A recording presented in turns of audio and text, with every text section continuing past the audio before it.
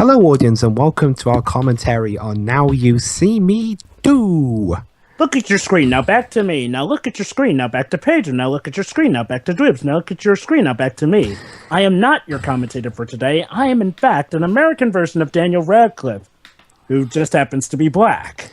And also, this film had a missed opportunity with the title. They should have called this film Now You Don't. Yes. You see, the hand is quicker than the eye. Now you see me, but now you don't. I am now Hexian after all. Jova, not for nothing, but I think the film already mind screws the audience enough. We don't need to help it. All right, everybody. This film was directed by John M. Chu, who we've done a film with his before. It was Gem of the Holograms. Ugh. Although I will be fair, I think he does a better job directing this one than he did Gem. So basically, what you're telling me, Dwibs, is that the director of this. So basically, that's what you're telling me is that the director of this movie is the son of Fu Manchu. Ha ha ha ha ha ha. All right, audience. Basically, start before the Summer Entertainment logo comes up. Yep.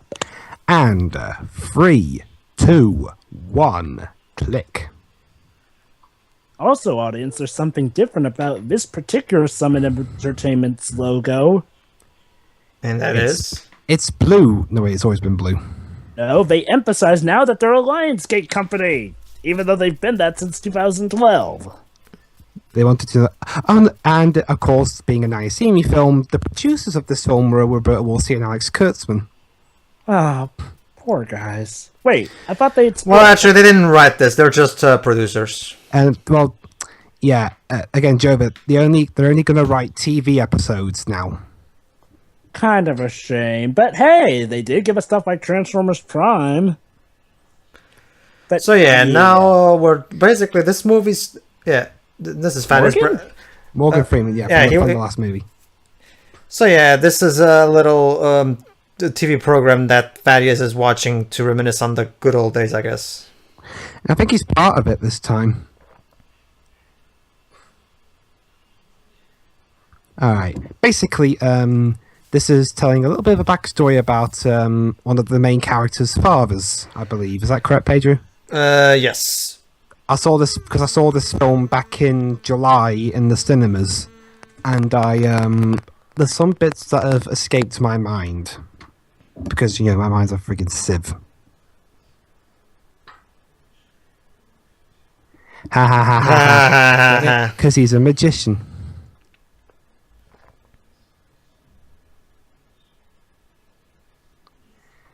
Okay, I'll give credit. Where was this kind of interaction in Gem and the Holograms? No, not just that. Okay, so now it's the second movie, and only now you're showing me... see, the thing is... okay, they showed this backstory, but I honestly still think they should have shown this somewhere in the first movie to make us understand why Mark Ruffalo would want to avenge his dad so badly in the first movie. Okay. So yeah, basically, they're doing the classic try and escape from the safe stunt. But, oh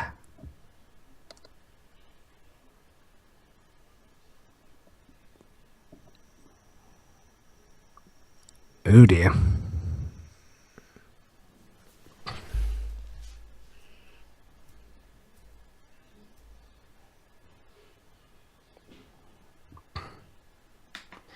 Yeah.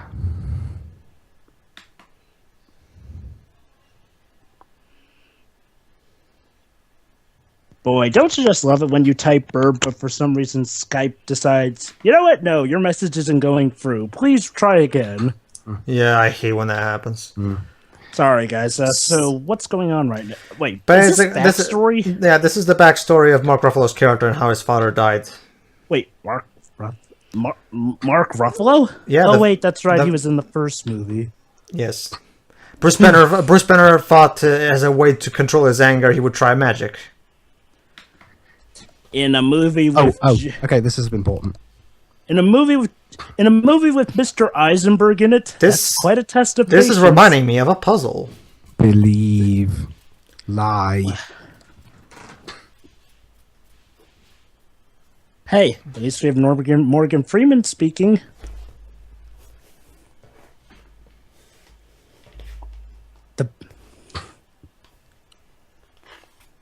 So yeah, here's a sum up for those who haven't seen the first movie. Hi, Michael Caine. So, is this movie even more insane than the first? Yes. Because that's what I've heard. Uh-oh. Hey, Fattish.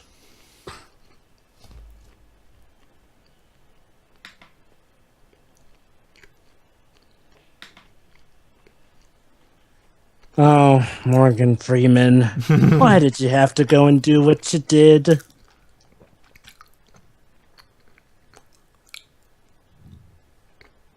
I'm surprised you haven't brought that up to it since Britain's all about that. Well, again, yeah, stuff like that gets old as well. Anyway, now you see me too.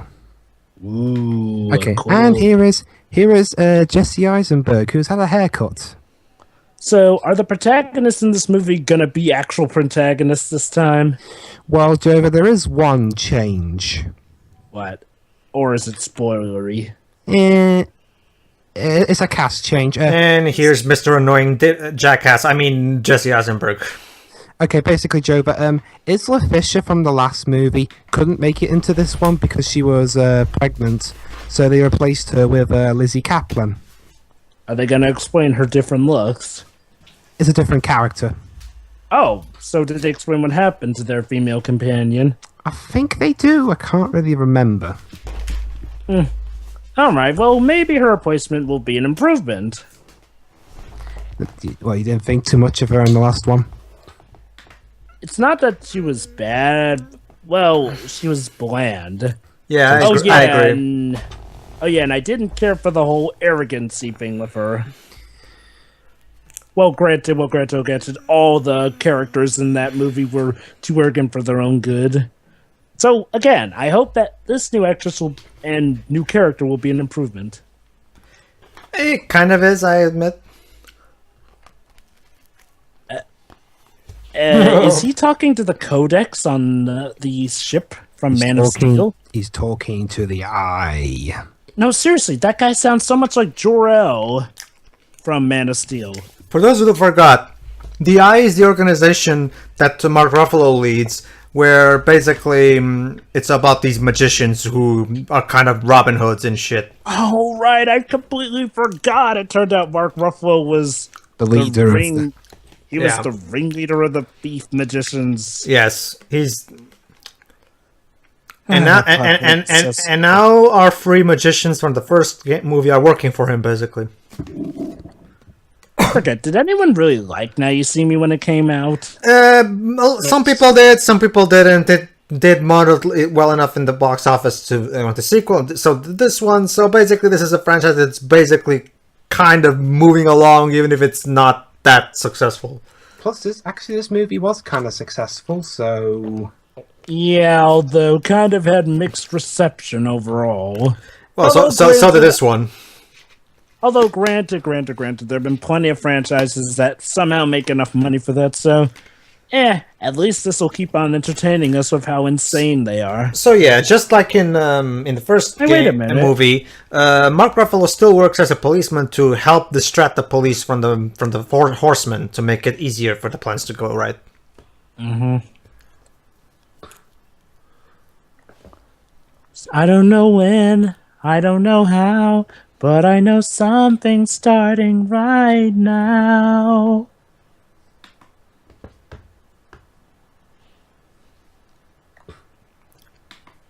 Oh, okay. Here's a kind of an issue. How long does the movie expect us to run with this now that we know that Ruffalo is the ringleader? Not long. Oh, good. He does get found out. Oh, he gets found out. Interesting. Pigeons.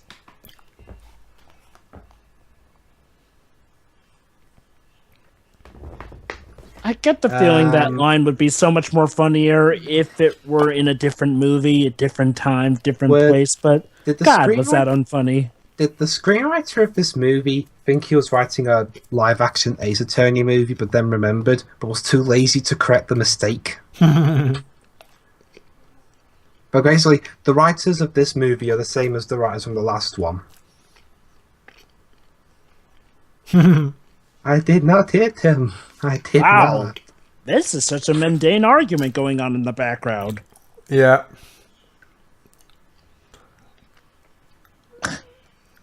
You just said you think that he's smart, but he wants everyone else to think he's an idiot. Okay, dude, okay, look. We know that he is, technically the leader, but that sounds like something the guy should only say if he were to know or suspect him of being the ringleader.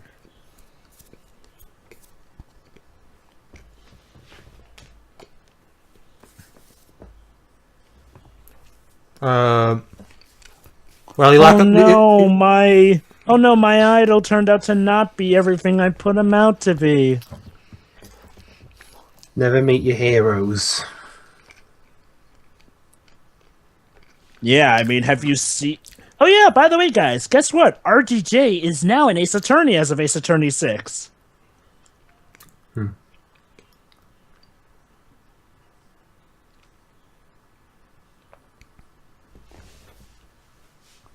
Okay, seriously, dude, you seem to really suspect the guy of being it. Why not, investigate him? I mean, you can do that. I know. Why are you telling him up front? You're just going to give him a chance to cover his tracks, you dolt. Yeah. Wow. That'd be like if someone Osama bin Laden and say, "We're going to arrest you tomorrow." There she is. Oh yeah, right. Okay, everybody. Since goody, it's the perfect woman for Jesse Eisenberg. So yeah, motor mouth herself. So yeah, since the character of Jesse Eisenberg in the first movie was basically Jesse Eisenberg doing his usual annoying shtick. Don't worry, it's a magic trick. I know. It's just that was. Anyway, yeah. Since he was being his usual annoying jackass shit in the first movie, and this is the same character, yeah, my usual problems that I always have with Jesse Eisenberg also apply into this movie. So, if I can understand, he seems to be now the straight man to this woman because she seems to be the one actually annoying him. This should be interesting. Although, I will admit, that Rube Goldberg trick was cool. Let's get more of that good-looking stuff. Although on second thought, that's a double-edged sword because if the movie is just magic tricks, get it, double-edged sword, and a sword fell on her neck. Oh my god, really, movie? Well,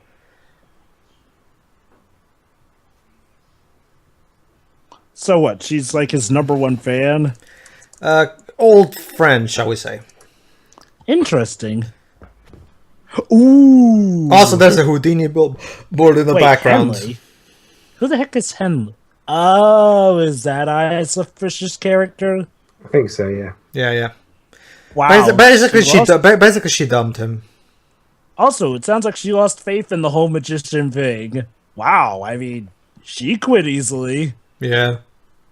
Despite, the whole mystical prophecy thing about how they were destined for greatness. To this day, I'm still convinced that Jesse can only act in one way, and that's it. He's the literal definition of a one-trick pony. Every performance of his is the exact same. And now we have Dave Franco and Woody Harrelson's characters. So, Dave, still not getting career advice from your brother, I assume. Da, da, da, da, da, da, da. Wow, even the characters are aware.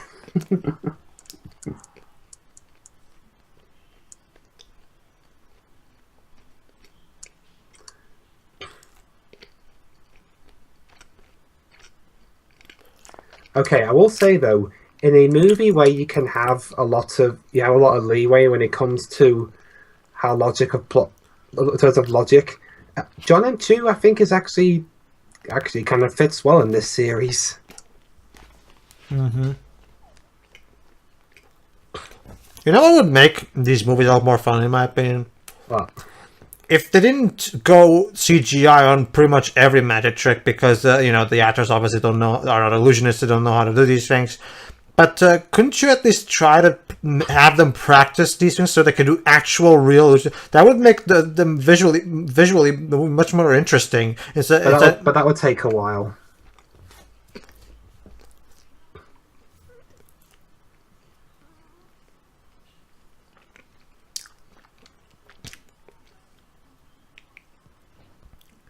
Yeah, I would totally hire her. Wouldn't you? Well, she looks cute enough, I guess. So what? She's like the new member all of a sudden? She didn't have to go through the whole trials and stuff that they had to go through in the first movie? Yeah, apparently not. The first movie's entire plot has now been completely fucked up in the anus. Let's do a recap, folks. One of the members of this supposedly destined for greatness group just quit and broke up with our quote-unquote hero, and her replacement got in just so easily. Granted, the main reason for this is because they had to deal with a last-minute cast change. But couldn't you come up with a better reason for this? Why not say, oh, she's off on a mission? Or why not say, oh, she's pregnant? And, that could establish that she broke up with him, and that's why she's away doing it. I mean, at least the Marvel Cinematic Universe came up with good enough reasons for why certain characters didn't show up here or there. Jova, Iron Man 2 wants a word of you again on that front. I'm not saying that they were the strongest reasons, but they were at least legit. Actually, they gave no reason in Iron Man 2. Rhodes is now a different guy because. Oh, well, I'm talking about absence and presence of characters, honestly. Although, yeah, I will admit it was jarring about it. Also with Rachel in The Dark Knight and Batman Begins, but admittedly, okay. When it comes to my priorities, unless they outright change the race of a character, while I will focus on that eventually, I won't focus it on it as much as, say, the absence or appearance of a new character. Alright, so, new plan. Basically, they're going to expose an evil corporation live on stage. Just like they did in the first movie. Mm-hmm.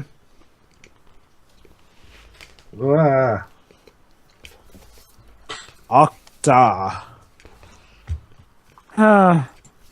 What I'd give for Dr. Otto Octavius. I'd actually love to see him. Oh, no, wait. They already did him in a live action film. Never mind. No. Don't worry, Dwibs. There'll always be another Spider-Man live-action film. There'll always be another.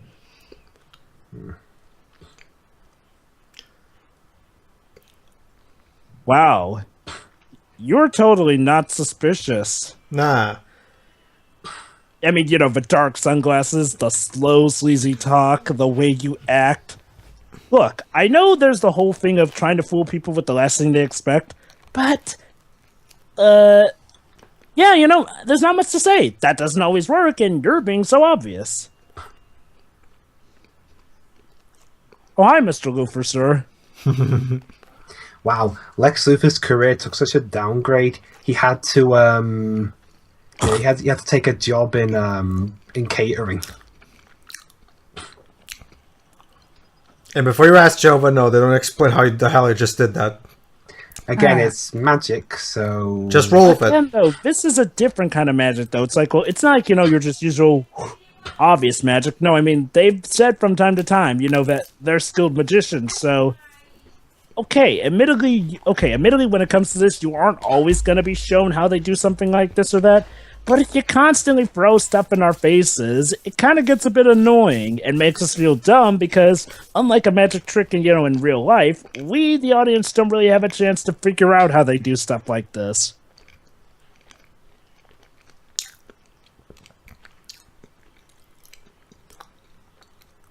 Whoa. It works better. It works better. Step on for a bit in the writing there. It works better in a movie like The Prestige, because in The Prestige, the whole mystery of that movie is how Christian Bale managed to do that one big trick, and then at the end we get the reveal and show exactly all how he did that. Ha ha ha ha ha. He tricked them so that he's not the real guy and stuff. Ha. Yeah. And I will say, okay, look, I'm not asking for them to reveal how they do every single thing in this movie, but Oh, really- Jova. Jova, just wait till a certain watery incident occurs, right, Wibs?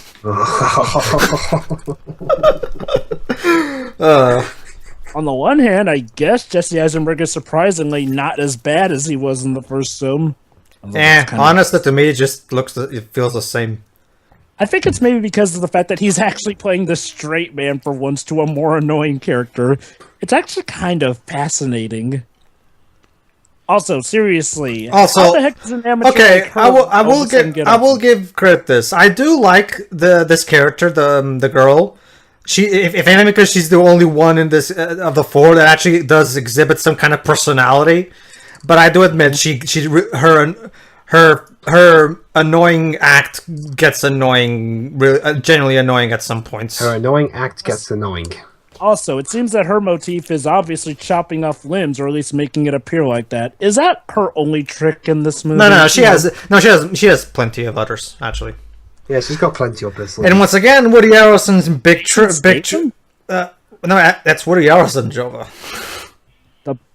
The balding guy is Woody Harrelson? Yes. Anyway, hypnosis he's got. Anyway, just like in the first movie, his main trick is hypnosis. You know, actually, I do wonder if this movie's where we'll try doing something like where it's a battle of magicians and all have their own special trick or ability.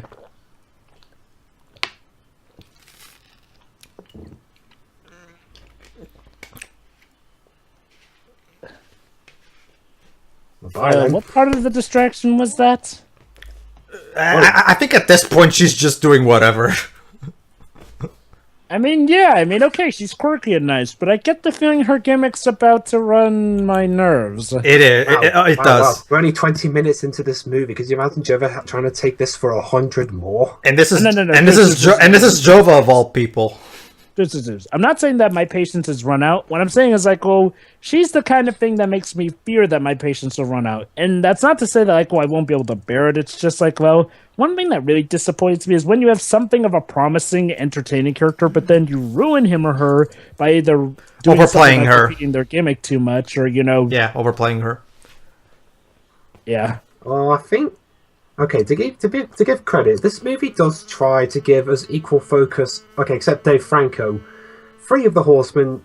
Actually, no, I don't think even the girl. Okay, 2 of the Horsemen get some focus in this. I don't think Eisenberg. Okay. No, there you go. Woody Harrelson get equal focus.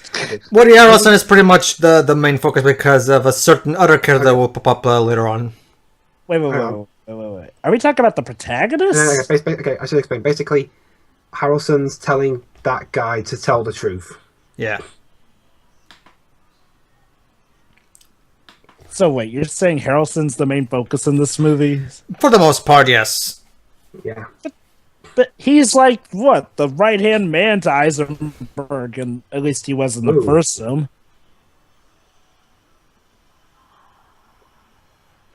I love how... Hey, where's the How does no one recognize these people from their previous heists?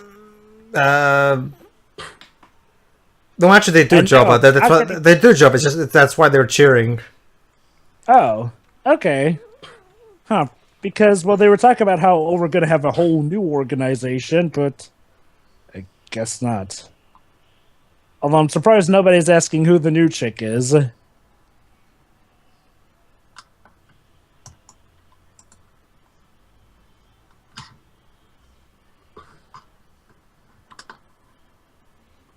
Wow, this could make for a good live comedy. Oh dear. The Joker? Oh, cool! This time the plot's not going as they predicted it would. Yeah. I forget. Was Dave Franco part of the Four Horsemen? Mark, Yes, he was. Mark, I think they rewrote the script. We have to abort. Abort. Crap. This way. Wait a minute, that can't be right, though. I mean, there were 4 horsemen, so how could Dave Franco have been one of them?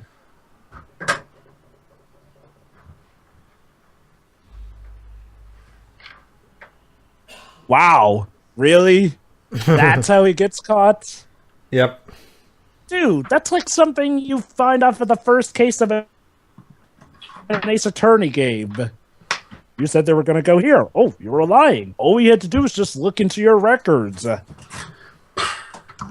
just that. Okay, so he said they would be here, but then turns out they went to another place. Well, maybe he made a mistake. Uh-oh. Oh no, it's Watch Dogs all over again. Hello. God is not pleased with you, Four Horsemen. Wait a minute. Are they going to do a straw man of the people who criticized the first movie or something with these bad guys? No, fortunately, no. Oh, good.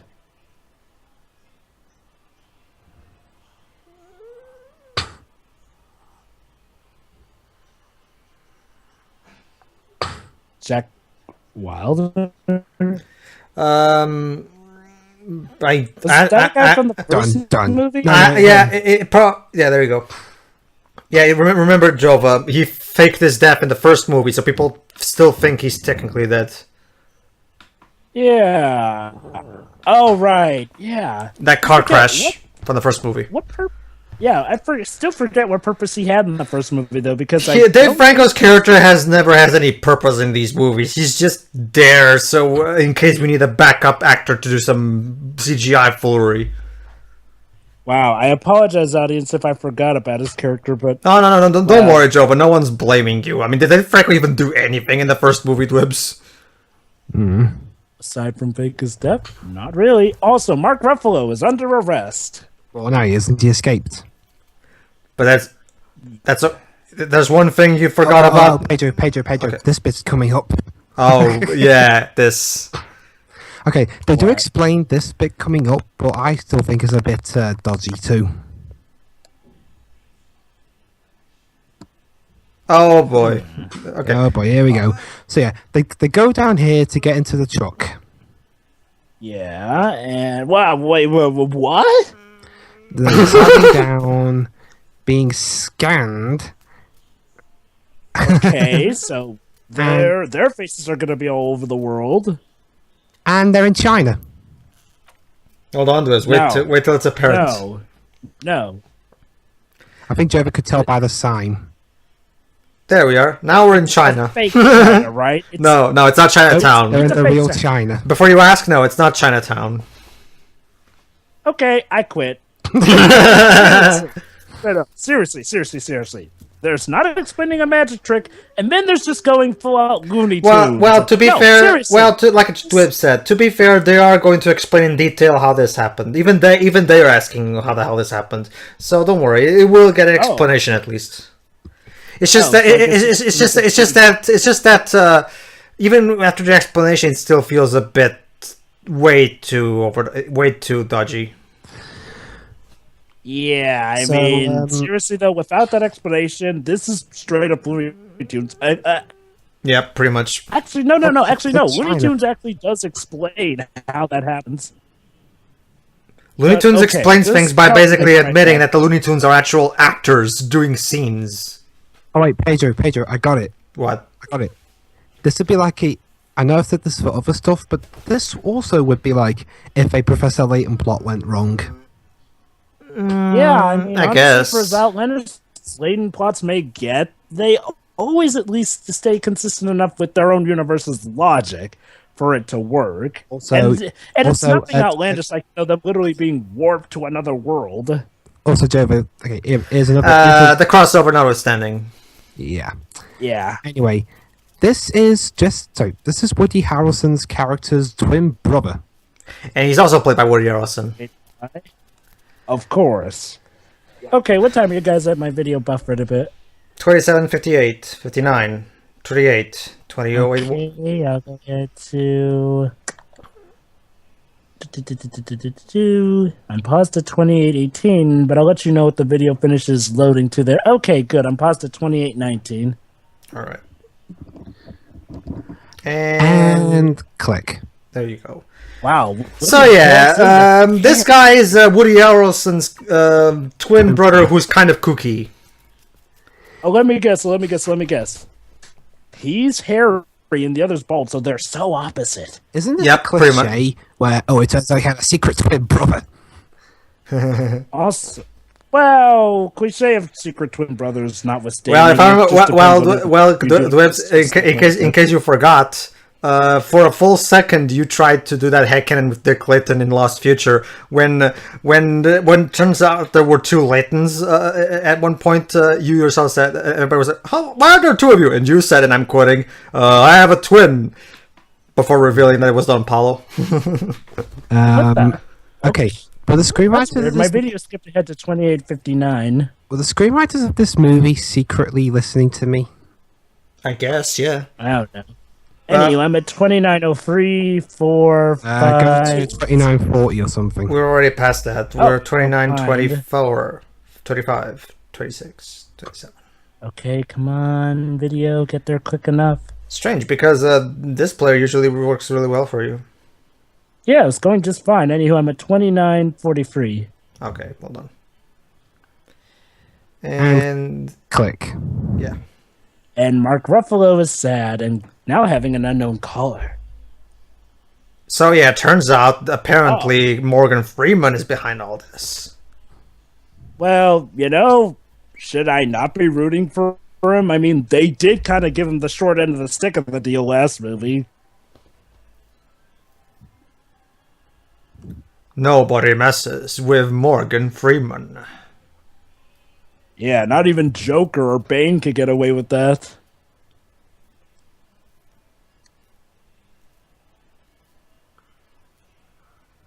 So, not to sound like a broken record, but why am I supposed to root for the heroes over Morgan Freeman's character here? Because Thaddeus was technically the responsible for why that Mark Ruffalo's dad's trick went horribly wrong when he was a kid. Yeah, what the movie's saying now. Oh, right, he did it on purpose. Oh, so let me get this straight. We're establishing backstory just for this, which is essentially a retcon. Well, not a retcon. We were told about this backstory in the first movie. We just didn't see it. Oh, you're right. Okay, yeah, I forgot that other point as well. I guess, to be fair, this movie did work to reestablish it, so I guess the only reason it came off as a retcon to me is because that plot point was kind of minuscule. Hello, I'm the quirky twin brother. So please laugh at me. I can just imagine Woody Harrelson's going, "Okay, guys, so this is the one movie where, at the same time as giving a legitimate performance, I can actually finally join the League." Yes, I can do both in one he's movie. not hammy enough to be in the League, I'm afraid. I agree. He's trying to join the League, though. Maybe if like for some reason they make a Pan 2, he plays Blackbeard's cousin Greybeard or something. I will admit, it would be weird seeing a Pan 2 without Hugh Jackman, because let's be honest, Hugh Jackman is part of why we will always hold that movie dear in our hearts. So as it's pretty obvious, Woody Harrelson's twin. Oh, I forgot about this. So yeah, basically, Woody Harrelson has been actually secretly hypnotizing them to make sure and plant them and do certain things that they need to do in order to fool them into going to China without them knowing. Once again, thanks to hypnosis. So, okay, in that case, here's my question. How did they escape? You'll see, Jova. We'll get into that later. So you're telling me that he hypnotized them to go to China? Yeah. Or at least he's working for our new villain, which will be introduced in a few minutes, actually, I think. Yep. So his twin brother's also evil. Well, what a shame. Also, the music choices in this movie are a bit odd. Still weird music. Unfortunately, the movie wouldn't hold this award for 2016 for too long, because the first 30 minutes of Suicide Squad is basically distracting music. The movie. Ugh. Like seriously, there's like seriously though, what the heck is? There's like 5 different songs in the span of like 10 minutes in that movie. Okay, here we go, guys. Although seriously though, okay, Joe. What the heck is Jay Costman's Shantae score doing? we're about to reveal the actual villain of this movie, sort of. Kinda. Right, as my videos... Oh, wait, never mind. Stop buffering. Oh, gee, did you ever have the feeling of this? Okay, was this a Warner Brothers film? No, it's Summit. Okay, I get it. Seriously, She's quirky. Stop shoving that character trait in my face. We get it. She's quirky. Seriously, Move on. The amount of Looney Tunes references in this movie. Okay, here we go. And What is so, it, Daniel Radcliffe? Yeah. yes. Ladies and Wait, gentlemen. this? So yeah, ladies and gentlemen. Apparently, Harry Potter became a mobster.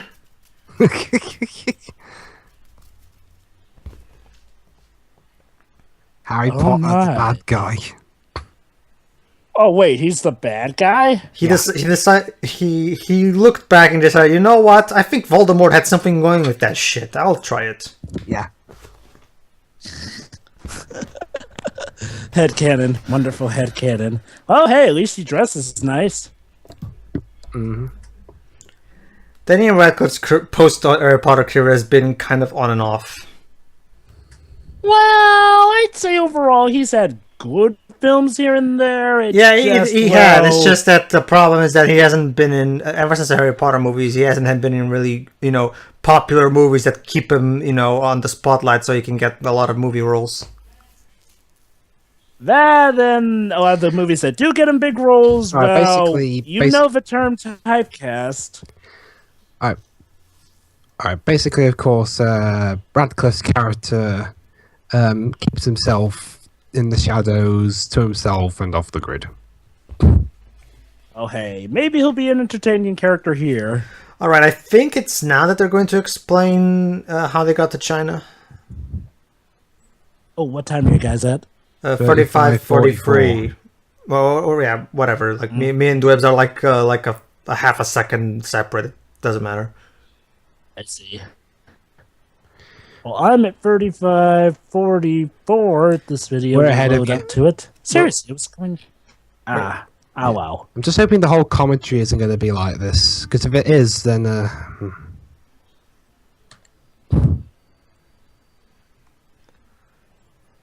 It's Alright, weird. It was going fine until then, but oh well. go to 46, 30. We're at 46, 18, 19, 20. So it goes somewhere around. And my video's still buffering. I'm just gonna refresh the page. Yeah. Go ahead and tell me what's going on. Alright, Anyway. if this keeps happening for too long, we'll just give up. Oh, they're explaining right now, actually. No. There you go, Joe. But turns out they went for the wrong tube. The wrong tube? Yes. What? Alright, where are you? Ah, okay. Basically, the tube had some kind of gas that knocked them out, and they've been knocked out, and while they were... Razor knocked them out, and then they were shipped to China. There you go. Basically, Again, how did they not get caught, though? I mean, you'd think that while they were running... yeah, Oh there my you go. God, this bit. So you're telling me that the whole thing was a dream for them, then? Yeah, Radcliffe was just... Basically, they woke them up right in time to put them in another tube that would woke them up and let them fall into those things that you saw. Okay, I'll admit, that's kind of funny. So, 47, okay, 46, so- okay. Alright. Yep. So let me get this straight. When they got into the van, they were knocked out because of specific hypnosis. And click. Basically, Joe, they got knocked out by UV rays Yeah. from What? lights. Wait. Dwayne, are you seriously telling me they got hypnotized, knocked out by UV rays, which could only be blacked out by pure black, and they were transported to China? Yes. Okay, still I'm wondering, how did the audience not see this, though? Oh, wait, that's right. That's right. The hypnosis said that they would only get knocked out when they got into that specific van? Okay, Am I missing something, Pedro? no, wait, Joe, I got it. These Don't were the- ask me, I ain't got a clue. Oh, wait, Joe, I got it. These were the screenwriters who wrote the ending for the crossover. So yeah, everybody, as you can see, the same problem the first movie had continues to apply. It's abundantly clear that the writers aren't even thinking about what they're writing. They're just doing whatever.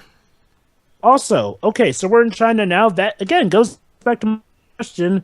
Okay, if you wanted to go for music fitting the area, why did you use the bagpipey and stuff that you usually hear in the Arabian settings? You know, like with Jay Costman's Shantae score? Basically, these guys are being ordered by Harry here. Okay, I'm just going to call him Harry. Harry's ordering these guys to steal a chip. You're such a typecaster, Dwibs. Hey, guys, out of all the Harry Potter cast, who would you say is the most typecast and the least typecast? at the moment? Emma Watson is the one that has managed to get the most of a career after the Harry Potter movies. Thanks to modeling, she helped differentiate herself from the sweet, innocent Hermione. Mm-hmm. And now she's going on to be Beauty. Belle, you mean? Well, yeah, Belle. So good for her. Alan Rickman, he had a good enough career here and there. Who knows? Maybe one day. Who knows? Maybe one day Daniel will be a part of the Marvel Cinematic Universe, and that will instantly make him a recognizable face again. You know what I loved? You know Draco Malfoy's actor, Tom Felton. Yeah, Tom Felton. I don't recall what the show or what episode it was, but there was this cool live sitcom show, I think it was, where, Tom Felton comes into a bar and then these guys constantly make Draco Malfoy jokes at him. Well, I think they made a couple of magic references with Harry that we talked over. Yeah. Well, Dweebs, honestly, Daniel Radcliffe in a movie involving magic. I mean, really, anyone who's not expecting a Harry Potter reference there has been living under a rock. I'm sorry, but... Okay, now Mark Ruffalo is going to confront Morgan Freeman's character about this whole charade. Mm-hmm. What more is there that needs to be said? Morgan Freeman wants revenge. Mark Ruffalo hates him for killing his father. Also, wait, I thought he was caught. How is he being allowed to see him? And how's he got files on them? Pedro, did I miss another scene that I established don't. that Mark... Well, the thing is, they kind of got distracted finding the Horsemen. You know what? I don't even know. This movie's stupid. Yeah. Wow, I mean, guys, the I first don't movie think was bad, guys, but it I didn't don't have me think questioning the plot this much already. I don't think Ed Solomon knows the meaning of consistency. Well, Dwibs, with a director like the director of Gem and the Holograms, you think he would have done better, right? Oh, you think the writer would have done? You think the writer would have improved? It's the same guy who wrote the last one. This is the kind of writing. He's the kind of writer who only thinks about, okay, what cool thing can I do next, instead of trying to tie together the cool things into a cohesive narrative. You know, I hate to say it, but while that movie was technically worse than this, Gem and the Holograms at least had a narrative that, for as stupid as it was executed, I could follow just fine. Oh, and guess what Guess what Ed Solomon wrote beforehand? What? He wrote both Bill and Ted movies. The Super Mario Brothers movie. Oh, God. Men in Black, the first one. But that was good. No shit. Charlie's Angels. I didn't like that one. What Planet Are You From? I don't know that Never heard movie. of that one. Levity, The In-Laws, Imagine That, and now the Now You See Me films. So, yeah, the writer of the Super Mario Brothers movie. Now this all makes sense. Yeah. Behind the upcoming, potentially, Bill and Ted 3. It's a shame, though, because I love the Bill and Ted movies. I love Men in Black. Ted. I forgot. What are those about? Because there's so many movies involving a Ted. Keanu Reeves and... Basically, it's basically, Joe, but you know that stereotype of the surfer that go, dude, that might be like most triumphant. Basically, those movies are the movies that basically invented that stereotype. And Keanu Reeves is in a comedy like that? Yes. Post-Matrix? Oh, no, trust me, Jova. That's his best role by far. Like Pre-Matrix Joker. Yeah, it's it was back in the 80s when he was still like about early 90s. 20s, I think.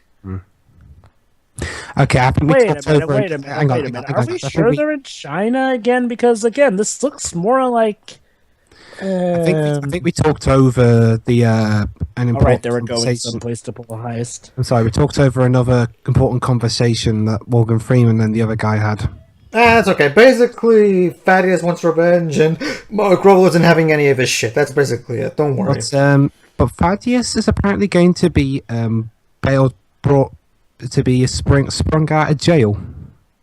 It depends. I mean, was the magic trick that he did with, Mark Ruffalo's father, like, was that thing on purpose? They don't. It's really vague. They don't really explain the specifics of it, or at least if they. Well, actually, I think they did explain a few of them in the first movie, but I don't even remember because it was such a small part of the first movie anyway. And that's the problem, because, like, okay, it was a small part of the first movie, but here it's a bigger part of the second movie since they seem to be focusing on it so bigly. So, yes, I would like to know if that thing was an accident or on purpose. Well, that I can explain. It was an accident, yeah. It was an accident, but the thing is, Mark Ruffalo still won't forgive him because he was incompetent with preparing the trick for him. I get that, but honestly, though, I mean, okay.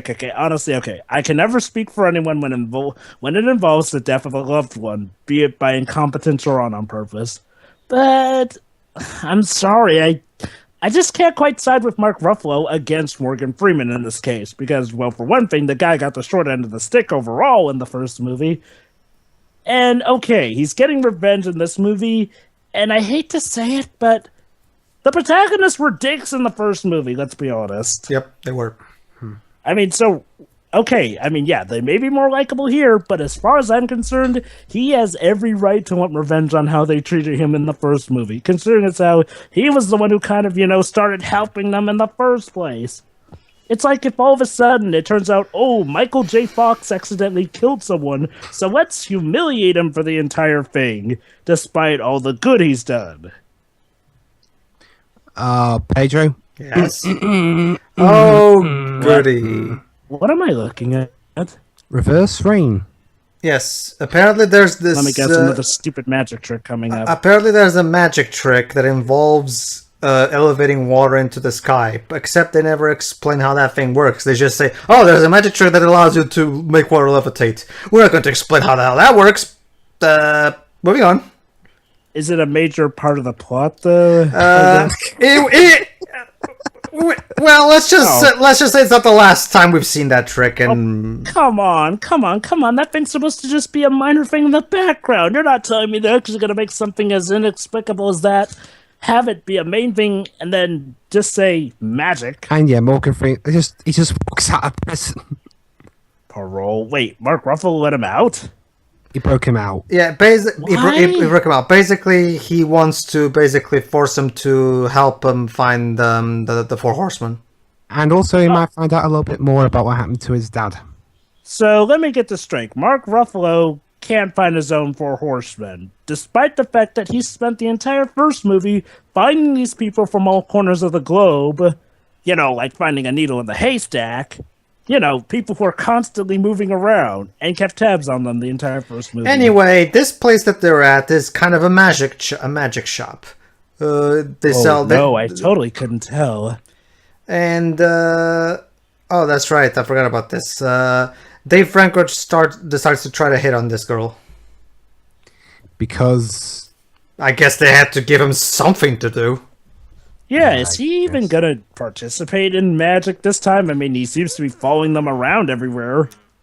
I think he does, to an extent. I forget. Is Dave Franco the least fortunate of the Franco brothers? Pretty much, yeah. Everyone remembers James Franco. And then, who's the other brother? I forget. I think there's only two brothers, Dave and James. No, I'm pretty sure there's a third. Let me look it up. Dave Franco, yeah. Here we go. Tom Franco's his older brother. So James Franco's the oldest, Tom Franco's the middle one, and Dave Franco's the youngest. I don't know who Tom Franco is. Let's see what he was in.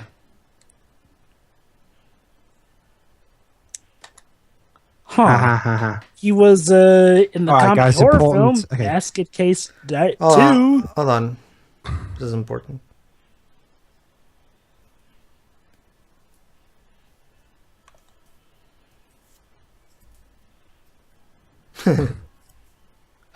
Wow, I called it. Get it? One's bald and the other's full of hair. They're opposites. Wow. Despite being twins. The subtlety is amazing.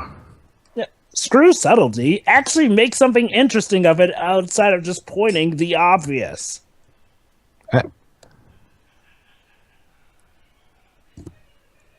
Are you serious? Is hypnosis really that easy? Hang on.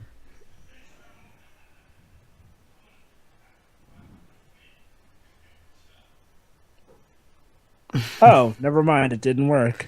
Even though that one time didn't work, yeah, the Joe brings up a good point. This has been a thing since the first movie. Why is I'm pretty sure there's a lot more to hypnosis than just snapping a finger and then telling the guy what to do. That's not how hypnosis works. Yeah, I don't think Dave Franco's character got the hang of that one. But it's okay, I'll admit that scene did make me laugh in the cinema. Yeah, I agree. If only because it's a joke that works. The guy did something stupid and got properly reprimanded for it. And also the music going meow. Now, if only the rest of the movie could be that smart.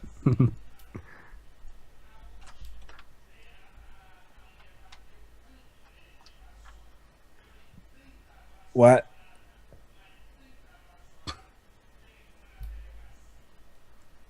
Shrike?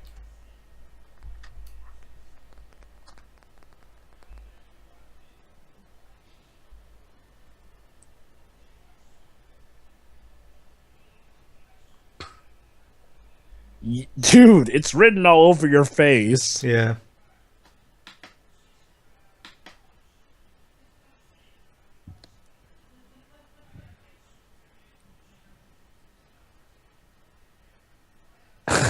Okay, I like this scene if only because Morgan Freeman's character is pretty much tearing through the BS.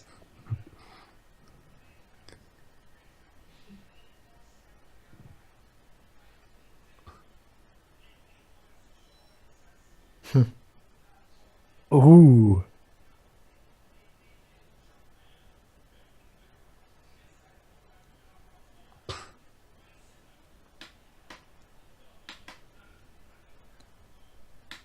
Wow. Are you serious? We're resorting to the I'm not my father, so I won't be fooled by you easily thing? I guess so. Okay, why does he care so much about the Horsemen? I mean, I get it. They're his recruits, but if they're as easily replaceable as,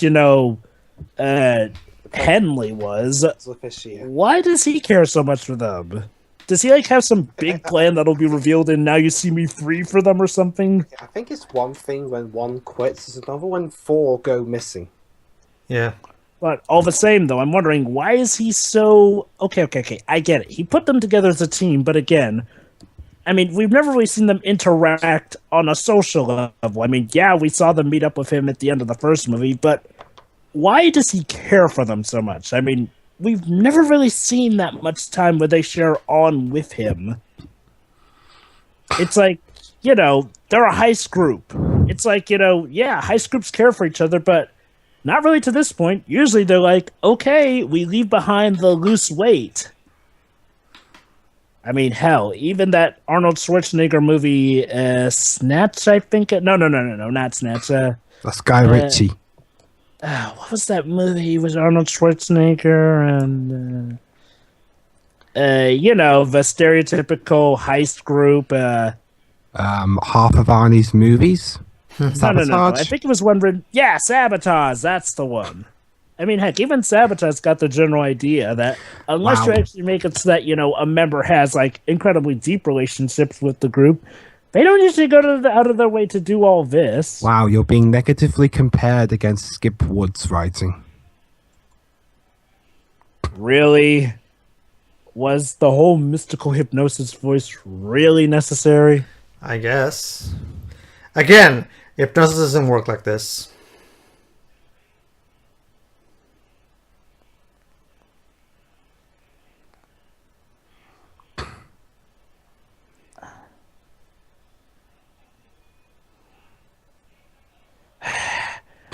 Okay, I hate to bring up another negative so soon, but this movie's kind of repeating a problem that the first movie had: the lack of tension. Our Yep. protagonists never seem to really care because, well, they pretty much come out of it scot-free, except for the one incident with Daniel Radcliffe. But even with that, they technically escaped. Oh boy, the Macau Science Theater.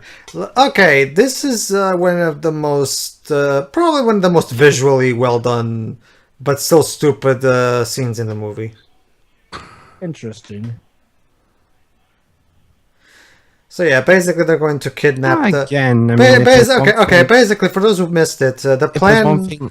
If there's one thing John M2 is kind of decent at is visuals. Anyway, yeah, and for those who missed it, the plan that they're doing for Daniel Radcliffe is they have to steal this chip that he needs so he can become even richer or some shit. He wants to take over the world. He wants to be stupid rich. So, what country are they in right now? China. Macau. What's with the British-speaking guy here, then? Because that's common cinema logic. Okay, we need a sleazy guy in here. Do we have a British actor lying around? Oh, okay. That's one way to break into the film industry. Also, please tell me there's a scene where Daniel Radcliffe's character puts on glasses. No, sorry. Oh, man. Jesse on puts glasses for, I guess, to disguise his identity. Let me guess. There's hidden technology in the glasses. Age over.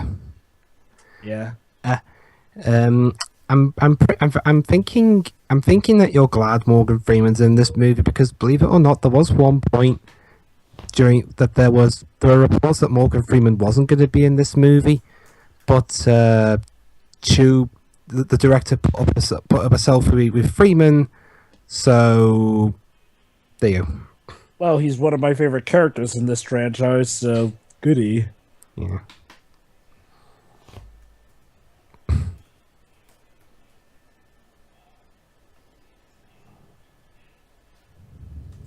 Quantum effects and a magic show. Gee, I wonder where this is gonna go.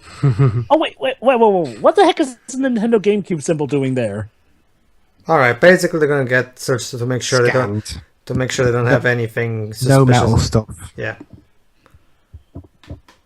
Or I'm They're gonna be. concealing it within another material. They're concealing it within another material. Come on, even I know this trick. Well, actually, it's not that, Jova. Remember, it's basically the idea is to get the chip out of here. But of course, since the chip is made of metal, obviously they can't do it that easily.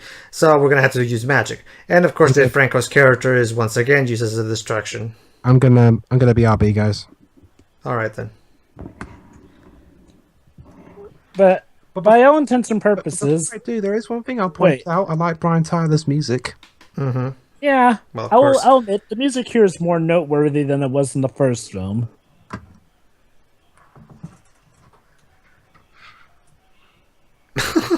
Okay, so what? Is this like the new chip to try and power the world computer that will power life or something? I don't know.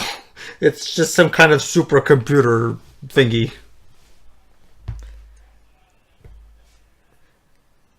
I know I probably shouldn't be saying this, but I don't get it. Something about magicians and supercomputer stuff just doesn't mix. Well, okay. To be fair, Ace Attorney did it, but that game actually had a better idea, and it wasn't so much the magicians that were going after the super tech stuff. Oh, he's allergic. Allergic to hermetic seals. That makes sense. That's exactly why you came to this location in the first place. Because I'm sorry, there's no way anyone couldn't have known this is what they were coming. Alright, so while Woody Harrelson distracts the guards, Dave here is going to steal the chip. Yeah, I forgot to ask. What exactly is their cover coming here?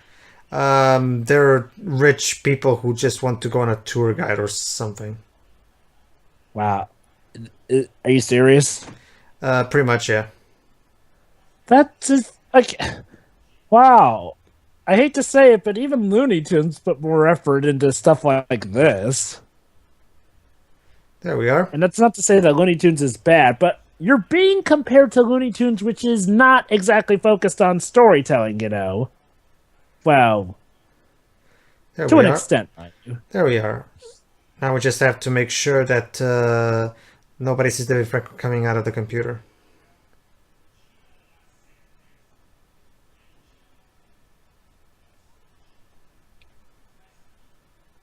Wow. They really love using that guy as a distraction. It's like, how formulaic can you All right, here you go. So now all 4 magicians need to constantly trade the card with the chip in between them to make sure nobody sees it. And yeah, like I said, this is one of the most. Like I said, this is one of the pretty neat. This is one of the most visually well done scenes in the movie.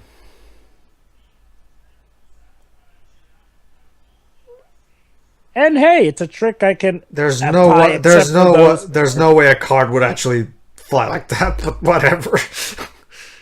Again, this is still dumb. Again, this is still dumb, but it's visually pretty to look at least. Yeah. It's like okay. If they did tricks like this more often, I'd be okay with it because it's outlandish that they catch the card, but other than that, it's a legitimate magician's trick actually. So wait, I may have missed it. Is the chip like on the card or something? Yes, it is. It's on the card. Yes, it's a very thin one, so it would have to be to not have gotten crushed when she was walking with it.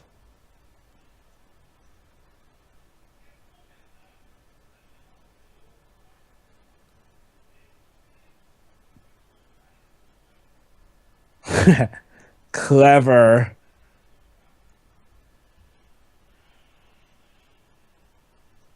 Of course she hid him in there.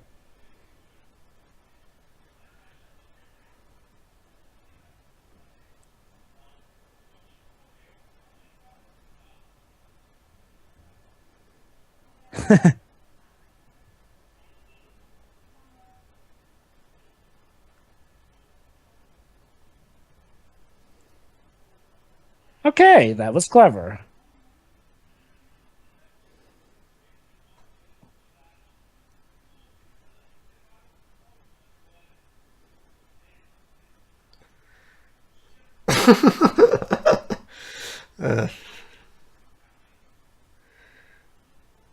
Okay, the scene's kind of going on for a bit, but all right. Yeah, it's going. Oh, I mean, did they really need to do that additional one? They pretty much searched them all. What was the point of that extra bit? They just want to keep the tension going on and on and on and on. They're milking it, really milking it. It started totally gonna get caught. Go on. It started off really as a dumb but at least somewhat entertaining scene just based on the visual way it's made. But they milk it way too much. I'd even compliment it and say like, well, it only really got dumb when they started throwing the card around, and hey, that's the kind of dumb fun that I could actually be cool with. But when you drag it out like that, okay, look, there are some scenes that are meant to be drawn out. This isn't one of them. A magic trick can easily lose its luster if you overuse it. Mm-hmm. So yeah, Dave Franco has the card now, so we have to find a way to make the chip pass through there and without anyone suspecting. There we go. Now Woody Harrelson has it. Okay. Wow. Seriously, acting like that would probably call suspicion on you.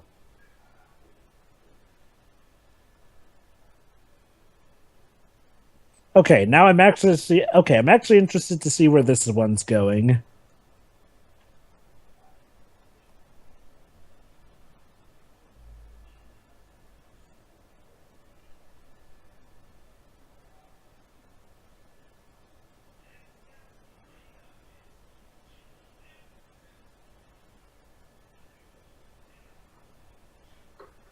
Oh, clever.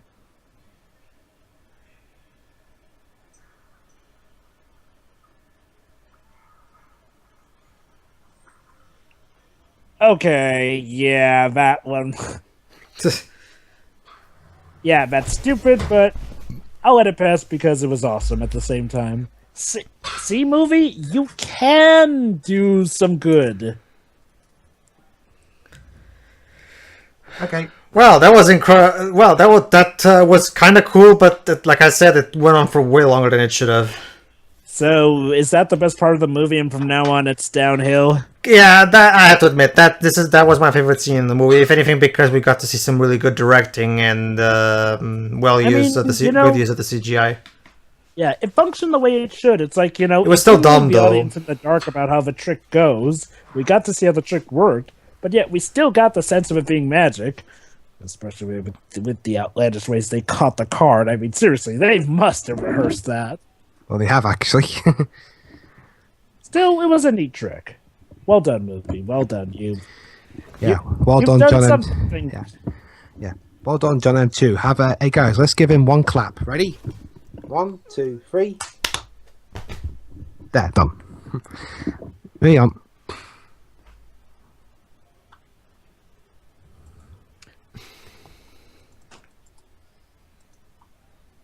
You didn't think that you may have to speak Chinese in China? Fortunately, Morgan Freeman. It's over. Good job we got Morgan Freeman here, eh? How did this guy even pass the police chief's exam? No, it's over. I got it. Maybe it's because the other police chiefs are even more incompetent than he is. There you go. Turns out he can speak Mandarin. Again, you're going to China. I get that Mandarin is the more rarer of this movie makes me go fizzy. I know that Mandarin is the more rarely spoken version of Chinese, but even still, you should maybe have an interpreter with you. And yes, I know he technically had Morgan Freeman, but literally the first thing he tried to do was just ask her in English. I can only imagine how stupid that scene would have played out if he'd come alone and just was like, "Ma'am, do you see this?" And she doesn't understand the look of what he's saying, and vice versa.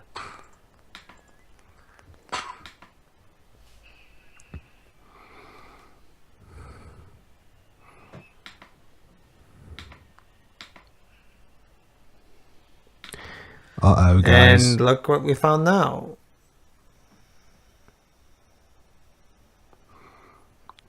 One of the... there you go. You've got to be kidding me. One of his... The magic trick that his father just happened to have. Yes. What is that doing here? He ordered it from there or something? I don't know. Plot convenience. Wow. I mean, wow. I mean, look, I know plot convenience can be a thing, but it's plot convenience that is this contrived that just makes me say, wow. I mean, true, it's not Final Fantasy VIII levels of convenient, but still. I mean, it's not like... hey, guys, I got a headcanon now. What? Basically, Lex Luthor's character managed to escape prison in Batman v Superman: Dawn of Justice to join this group of musicians, but his hair hasn't grown back fully yet. Mm-hmm. So then we'll just have to wonder how he gets back in jail for the inevitable sequel. He does that to hide suspicion.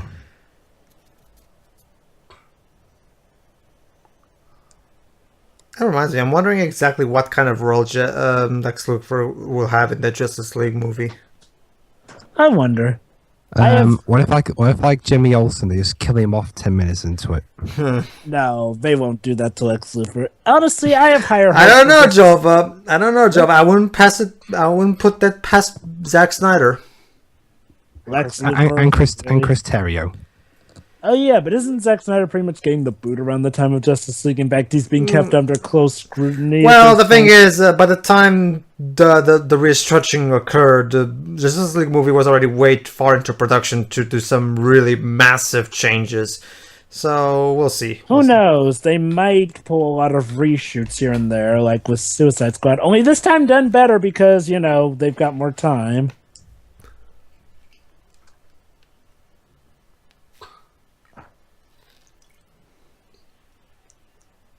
Ladies and gentlemen, we are going to hunt for Bruce Banner, the Hulk. No, seriously, you could just sum out this guy's name for Bruce Banner and the Hulk, and this wouldn't be too far off. That's my secret, Captain. I'm always angry.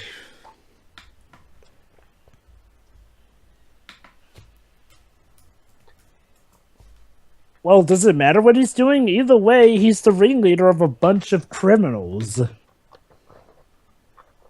I mean, it's not like one of those movies where he's getting framed for something he didn't do. I mean, he's clearly behind it. Heck, if anything, he deserves to be in jail more so than Morgan Freeman's character. Actually, no, Morgan Freeman's character was also part of the heists. All right.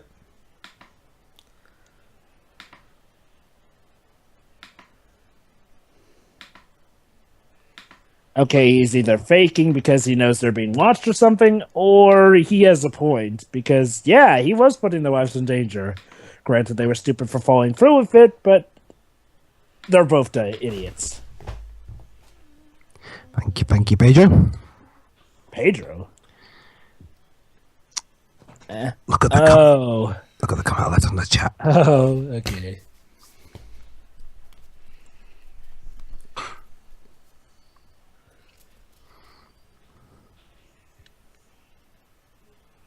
Because I think the eye is good looking. I don't know.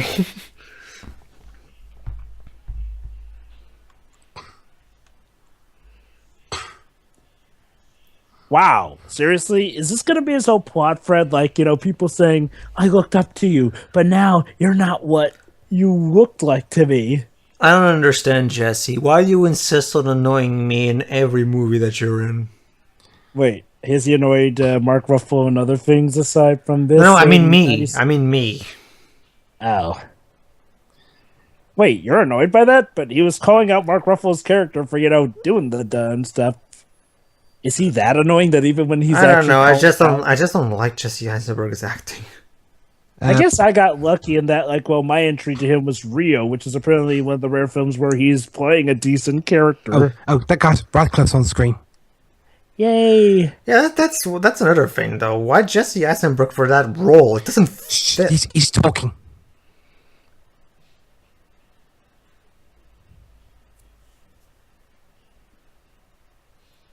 There you go. It was Daniel Radcliffe's plan all along. Do what? He was the whole eye thing. Yeah. He was those mysterious voices in that room earlier. Well, gee, who'd have thought that the guy who's profiting off of you guys when you got kidnapped and shipped to China might have been behind the event that caused you to run off and get shipped to China? Some freaking voice transmitter. Genius. Come on, the accent was British showing through that voice changer. Did you really think we wouldn't even notice? Oh, that's right, the characters were too stupid too.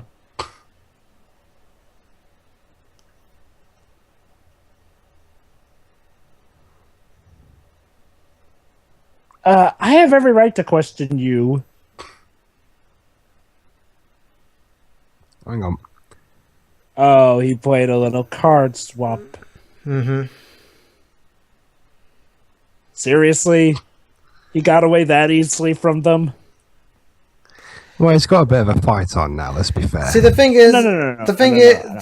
Talk about the chip getting away that easily from them. It's like they literally let Mark Ruffalo tackle him. Yeah. Like, charge through them, and didn't even try to maybe shoot the guy who might try and steal the chip.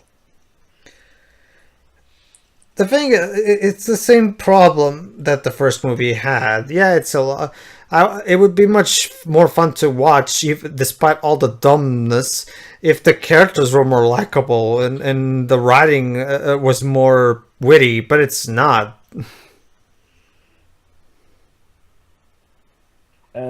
What just happened? That guy ran and... There's a fight going on and magic. Of course, the glass window trick. What the... Okay, no. Magicians cannot do this sort of stuff unless they have it all prepared, you know.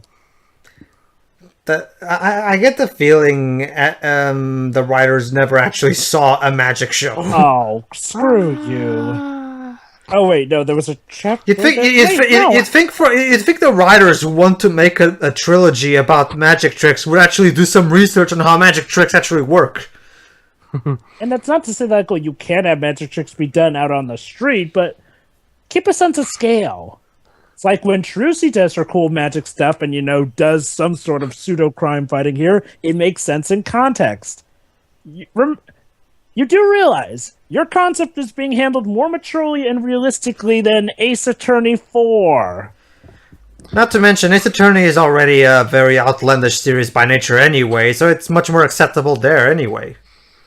And yet they actually go out of their way to make it so that the magician stuff is believable.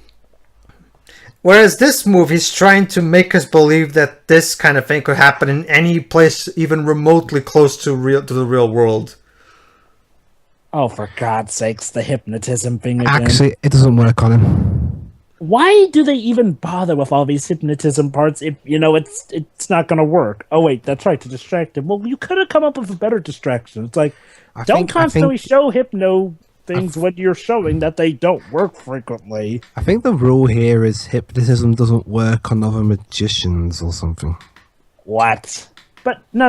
That can't be right. I mean, they got hypnotized to make the whole China trick work. I don't know. The rules here are about as consistent as my thoughts on, On Chappie? Yeah. Oh, God, this movie. You had that one good scene movie. You were doing good. And then you just threw it away. Okay, let's compare. Okay, so the first movie had a 49% of Rotten Tomatoes with a consistent saying, "Now You See Me, thinly sketched characters and scattered plot rely on sleight of hand for the director to distract audiences." Yeah, pretty much. Let's check out let's just check out the second movie. Oh, guys. Oh, that's right. Jova, guess who Daniel Radcliffe's father is? No. Mark Ruffalo's father? No, nothing like that. Oh, are you talking about the actor who plays him? Yeah. Yeah, well, yeah, but it's also a character from the first movie. Michael Caine. Exactly. Yep. This is all a big revenge plan from Michael Caine. Wow, seriously, there's so many revenge schemes in this movie. It's getting silly. Everybody wants revenge on everybody. Although, again, I forget if Michael Caine was that much of a scumbag in the first movie. No, he wasn't a scumbag. He was a fun enough guy. But ever since they tricked him, now he's decided to go evil. Bitter. So, again, why should I be rooting for our heroes when they kind of literally did bring them up on themselves by betraying Morgan Freeman and Michael Caine like that? Although, okay, I will say one thing about Michael Caine. At this point, when he was filming this, he was 82, and he doesn't look 82, does he? Doesn't even move like he's 82. Michael Caine is Michael fucking Caine's one awesome. of those people who aged wonderfully. But hey, all right. So as for now, Pedro, you're talking about these two being stereotypical British villains. They even complete it later on. Yeah. Okay. Hey Jova, Nice. guess what they do later on? They drink tea. Of course. Okay. I'll give this movie another plus for at least not slowing down on hamming up their bad guys. Okay,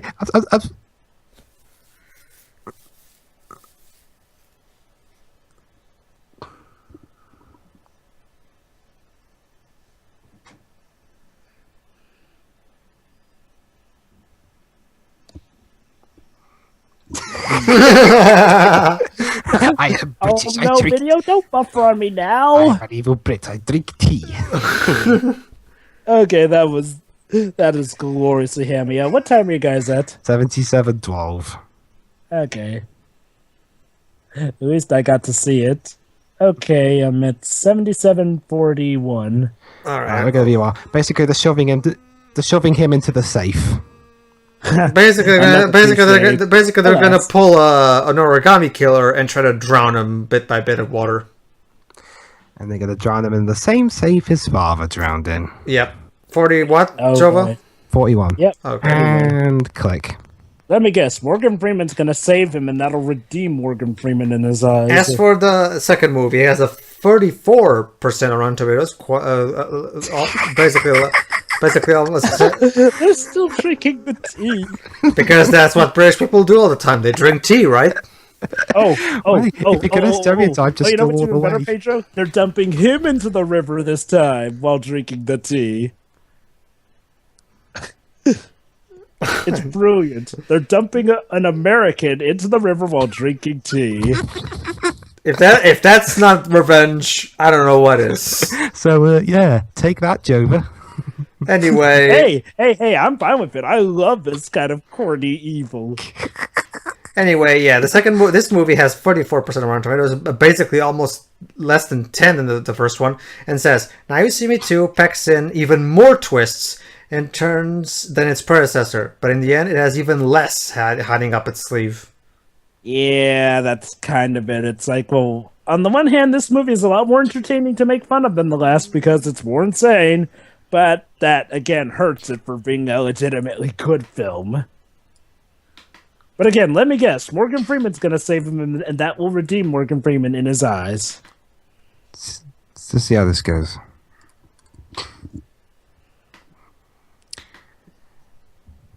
What? I'm sorry, Pop, I can't hear you over that weird flashback. Really? Oh, for a second I thought, did he actually go into his sleeve? Yes. Ugh. Oh, come on. Really? So what? The watch is all of a sudden like the Batarang belt or something? Welcome to Spy Kids. Sure, why not?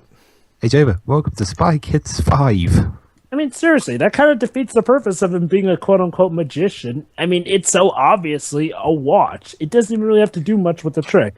And yes, I know this is supposed to be one of the more serious situations, but still, if you're trying to run with the theme of him being a magician and learning from his father, why not have had something like, oh, there's actually this secret bit to the magic trick that I just did wrong, instead of it being so obviously a watch that just saws through your handcuffs. And he's out. But hang on, he's at the bottom of the lake now, shouldn't he be crushed by the water? Now. Well, it's a river, not as much pressure, but I'm pretty sure he should have drowned at this point with the water filling up in his safe. Oh, goody, more hammy British evilness.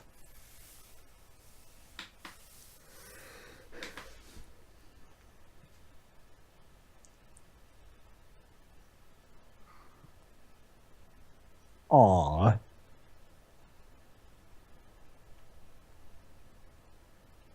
What? There you go. Turns out Morgan Freeman and Michael Caine were in cahoots this whole time. Oh, come on!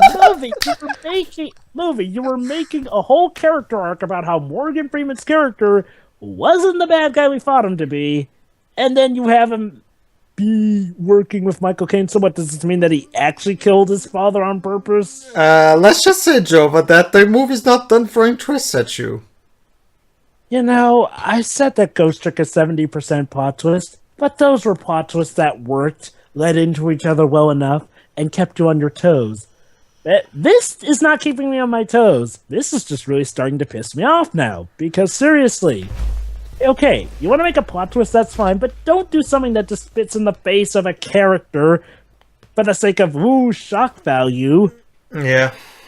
I mean, it's like, oh, well, what do you know? Surprise, he was a scumbag all along.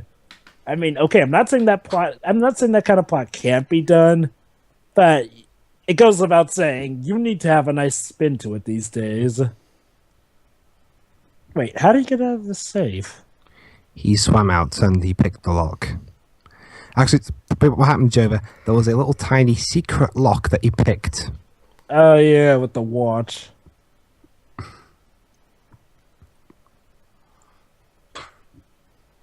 The music suggests they care about each other so much. Shame I didn't get to see much of that. Did Brian Tyler get to secretly see some of this stuff, I wonder?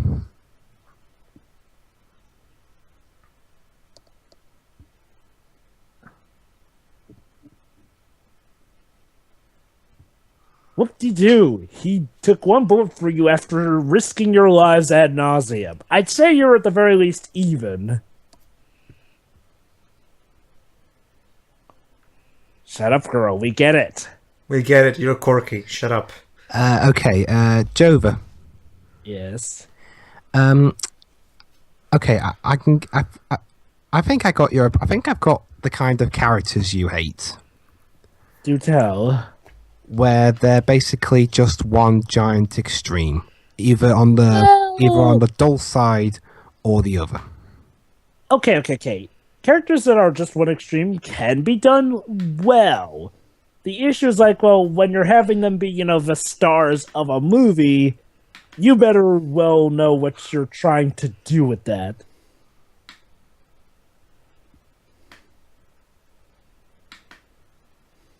So, what exactly are we trying to accomplish now? I mean, we've got the chip. That's the thing the bad guys want. We just keep it away from them. But I think the bad guys are going to do something even bad guy-ier, and they want to do stuff.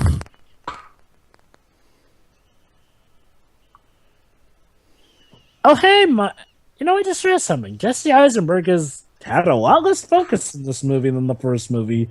Isn't he supposed to be like the sort of pseudo leader? Like, the leader aside from Mark Ruffalo? I guess.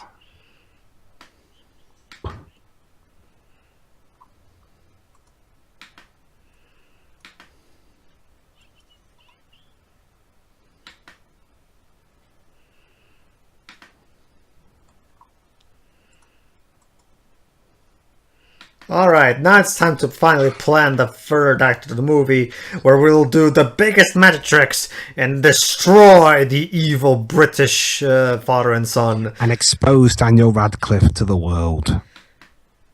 So basically, they're going to expose Harry Potter. I have trouble telling if this is revenge or some plot that's meant to save the world or something. Because honestly, at this point, I don't think even the writers know. And really, we're just now getting to our third act? Oh yeah, and now all of a sudden this woman can speak English. I mean, seriously, we've had all these big, shocking plot twists, and I think we have not quite an hour, but close to an hour left. 40 minutes. Yeah. G'day, You were chosen. Oh, God, no.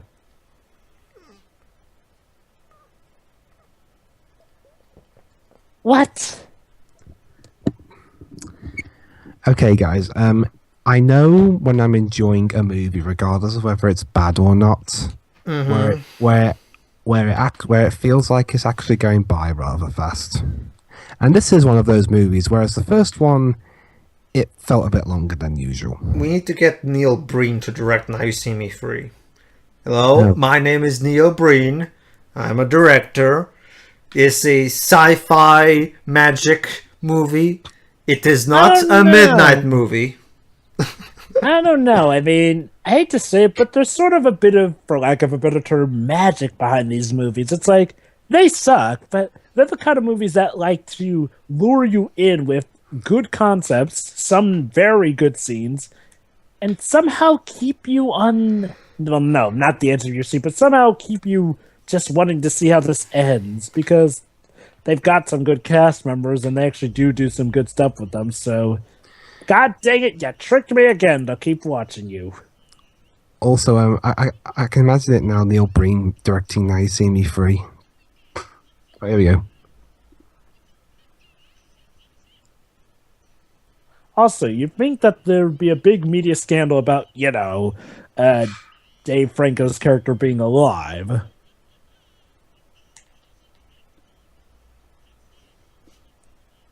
Sorry, Harry, but your father's just been killed. Oh, goody, we're going to London now. I'm actually kind of... I had all these chances to go and end up in the middle of a big budget movie, and yet I keep missing them. Yeah, just like how I ended up on the set for that New Orleans CIS show, and how I ended up in a Rochester scene for that movie. Escape from New York? No, Amazing Spider-Man 2. Well, actually, I'd actually love to be somewhat caught up in a movie. Yeah, I'll admit it was fun, and that movie's not the worst. But again, if Jova got paid by Sony, does that mean Jova technically cannot be in that commentary now? No, I can be in that commentary because I'm not going to let their money influence me. Besides, I was a background character. And now we're in London. Oh dear, dearie me, we're here in Britain, love.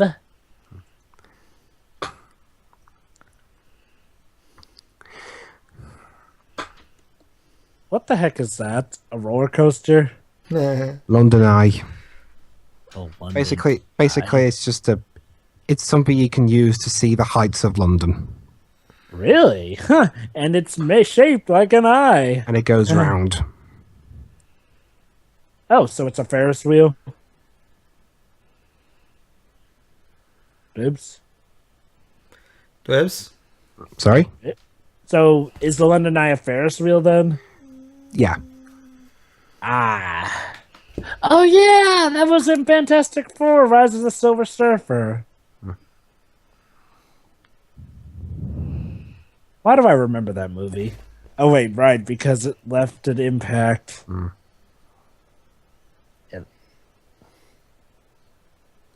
Oh, okay, they are making a big deal that he is live. Although, still, you'd think the crowd will be bigger, but whatever.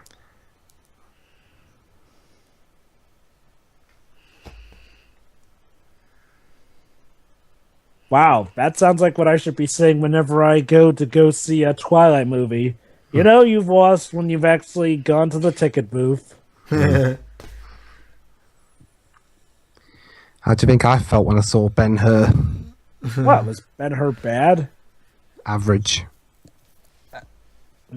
I still have no idea what that movie was even supposed to be about. It sounded like something like a Hawkman name. Hello, I'm Woody Harrelson's twin brother. Is he trying to channel Christopher Walken? Kind of.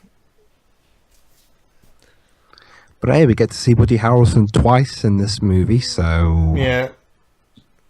Yay. Oh boy, it's raining! Oh no, they're not going to do a trick that stupid, are they?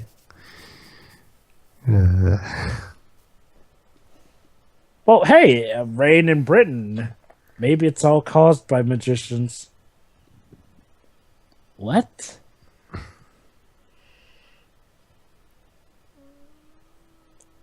Okay, is this just going to be a retread of the final act of the first movie? Basically, each of them are having their own individual build-ups to the big climax at the end. Yeah. Fine. Is the climax at least worth it all? Depends. We'll see. Depends on your point of view, I guess. I'm curious about you guys's. I don't think it is. But it's... Oh. Oh my god, that girl looks like Pavarti from Goblet of Fire. Knowing Daniel Radcliffe's luck, it probably is Pavarti. Hang on, since when can the American FBI operate in the UK? Yeah, there's Right? there's this jurisdiction thing. Really? I guess if it's like, a criminal by the law of cinematics, of course. If that's not true, then this is ballistic all over again. Let me take a look and check and see. So, what is behind this card? In England.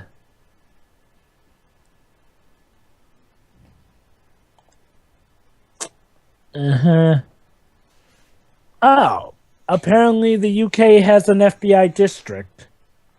Really? Secrets of the UK's new FBI. Police chief reveals elite force of 5,000 super agents will wage a high-tech manhunt for Britain's most wanted criminals. So there you go. There you go. She literally made a dove come out of that guy's fly. I don't even... What? I don't... And before you ask, no, they never explain how the hell she did that. So, there you go, Dwibs. Apparently, UK are A-okay with FBI. Huh. Well, then again, we were the ones who brought in a FIFA, so I guess they're gracious. What? how are you going to take care of the FBI? You were the one who got pwned and arrested by the FBI because you got tricked by the Horsemen. Oh, yay, here we go. Here we are. The moment you've all been waiting for.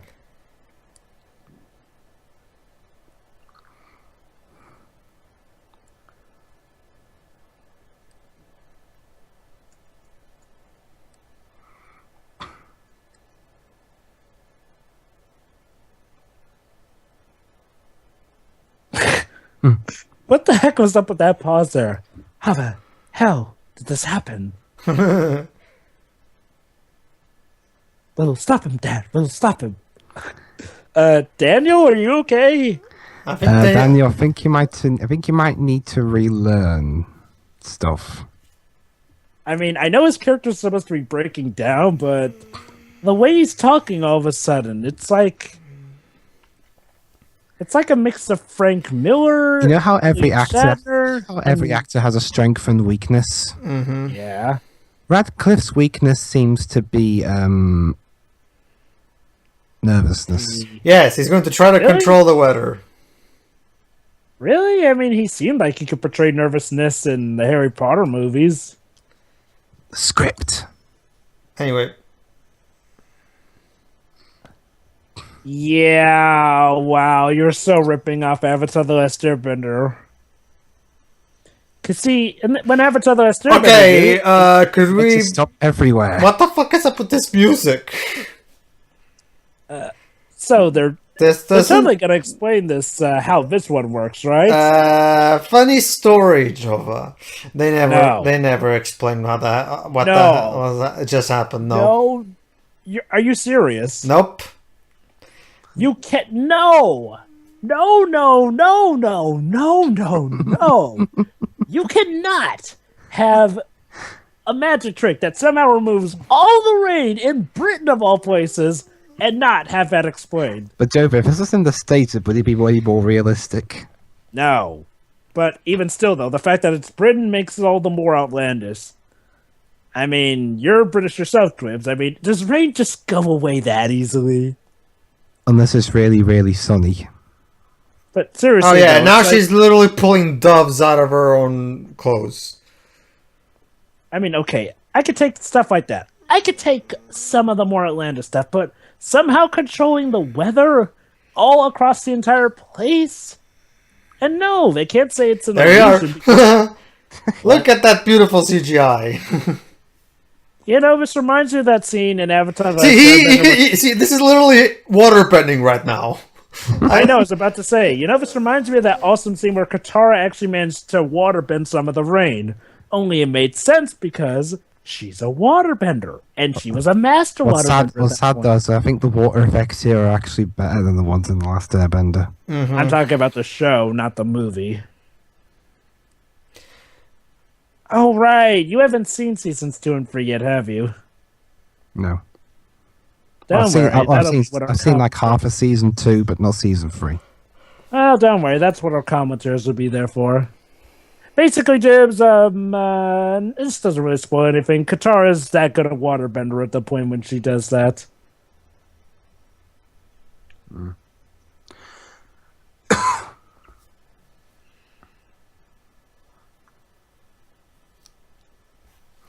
Yeah, don't worry about it. Wait, how is it raining in some areas, but not areas like this? Actually, that's a good point. Okay, I think that is explained also.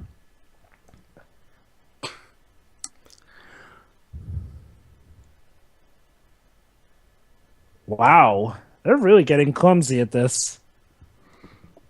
Hang on. Oh, I love how he avoided saying act of God. There we go. Water spraying machines. Oh boy, here we go.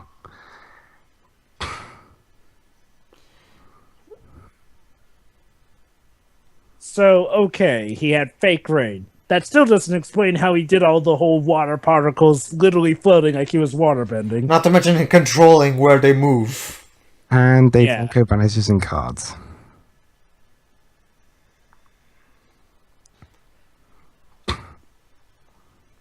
Wow, so he's crap at disappearing. Oh, here we go. Alright, check out how Jesse leaves the building.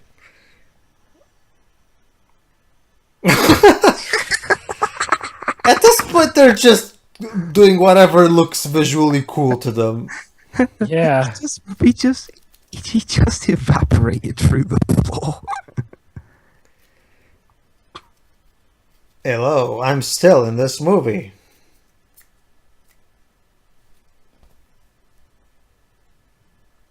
Okay, they're so obviously going to use the fact that he knows them against him. The deal fails and he gets taken to jail. That's what I'm guessing. Either that or he's actually a triple agent.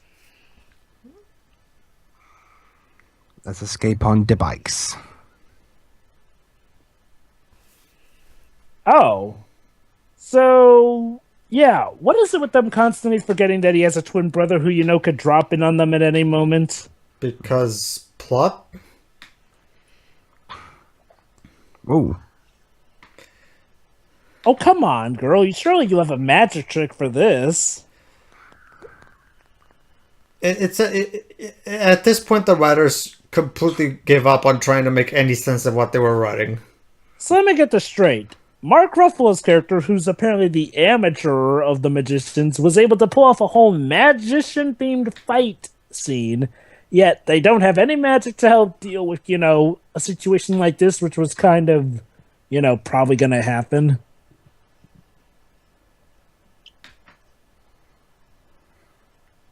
Oh, look, Dave Franco's character is doing something. Can't let that happen, can we?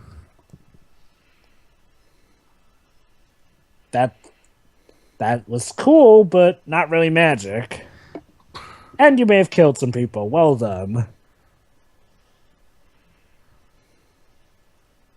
Ah, he's old and can't ride a bike. What? Yeah, I'm pretty sure you'd have a few broken bones at that point. How did the bike just take off like that?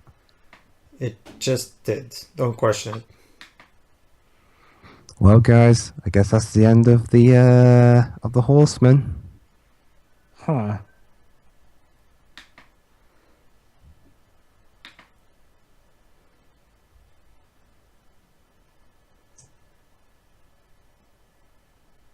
Okay. Wait, they're gonna get here by what now? Radcliffe's got him. Huh. Well, Kane, but still. Okay. I got a joke to make, so I'll just get out of the way now. Alfred and Harry Potter walked into a bar. They decided they got bored of their duties and decided to become evil. That actually could make for a neat little parody film. Like, seriously, Alfred and Harry Potter just being sake of being the do-gooders. Yeah. Actually, there was something like a Batman story where it turns out that Alfred actually hired everyone to be the supervillains just for Bruce Wayne to focus on them. And so that, you know, like, well, basically there was this cool little what if comic where it turns out Alfred is the master bad guy who's organizing all supervillains, but only because he wants Master Bruce to focus on them because, well, then his psyche would crack if he had nothing to focus on his revenge for. Here we go.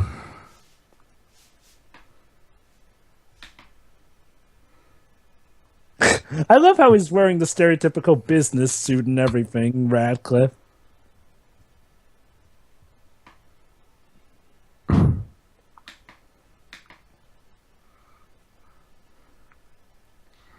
Well, guys, it looks like our heroes, question mark, are finally at the end of their tether.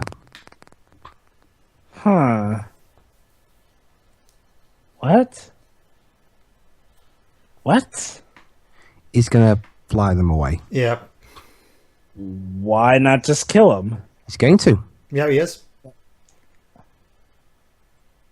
Oh, he's gonna have a pilot fly the plane and then crash it. No, actually, they're gonna fly really high and then throw them off the plane. Why not just shoot them? Into the sea. Well, Joe, to be fair, shooting inside the plane is dangerous. Yeah. Why not shoot outside the plane, then take them in the plane, and then toss them off? Get your logic out of here. This is Now You See Me. Seriously, they're magicians. You know they can pull a lot of trick crap to try and pull on you.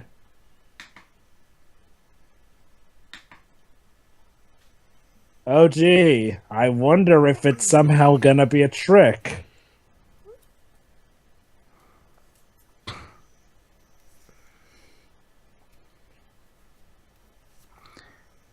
I was going to check if it's real at least. Oh, come on, movie. When you have them look at that, what else am I supposed to think other than they've got an ace up their sleeve?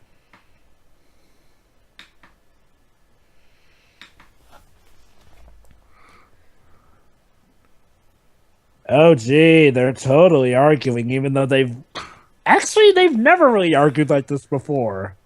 So, yeah, this is even less believable that, it's not a trick. Yeah.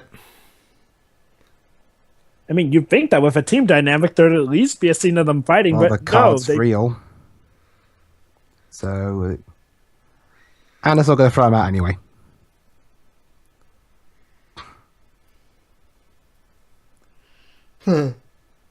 Again, I have no tension because I just know that, they have a plan. Yep, they do. It's just not the plan you're thinking. You'll see. Just don't say anything, Pedro.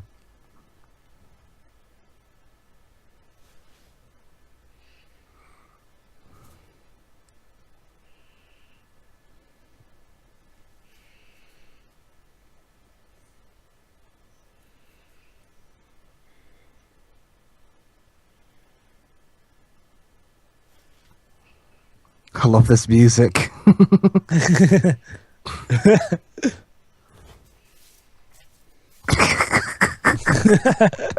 Oh, British people being so stereotypically evil.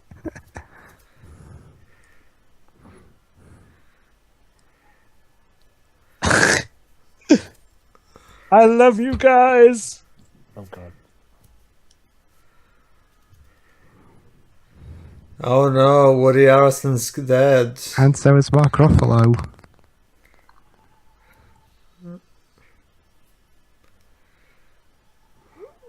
Oh no, this chick whose name I don't even remember might also die. Yeah, she's dead. Oh no, not Eisenberg. Yes, kill Eisenberg. Kill Eisenberg. Oh well. Well, out goes Dave Franco. Is it sad that I'm siding with the bad guys here when they did that? And now out goes Jesse Eisenberg. Oh, Pedro, the humanity, Eisenberg. All right, now it's champagne at least, not tea. Well, would you drink champagne to them doing that to Eisenberg's character? Yeah. Oh. Oh.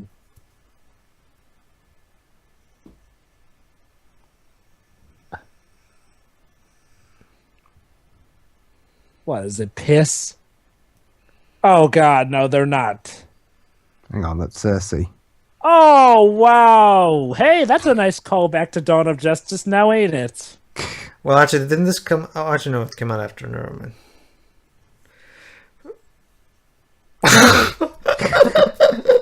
Oh, boy. It was all...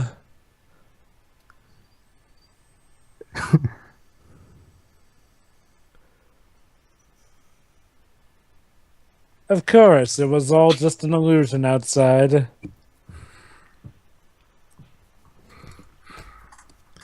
There you go. The plane never took flight.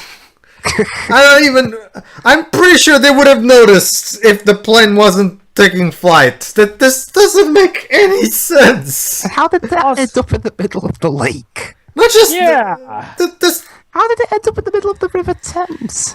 You can't even throw magic. This is just pure stupidity. There's no way they would ever fall for this. You see everybody, especially these two who board planes all the time. They should know. They should know how it feels when you're inside a plane that's taking flight, and yet they didn't notice this. All right. They're going to explain it. Okay, they're going to try and explain it. Try. Keyword being trying. Oh, hey, I'm still in this movie, by the way. Wait a minute. Oh. Wait, was he in on it with Ruffalo all along? Yes. Yes. Turns out first they were opponents, then the Thaddeus apparently is with Michael Caine, but now turns out Thaddeus actually is working with Mark Ruffalo all along. I didn't. I gotta explain. Okay, I gotta explain it now. Hooray!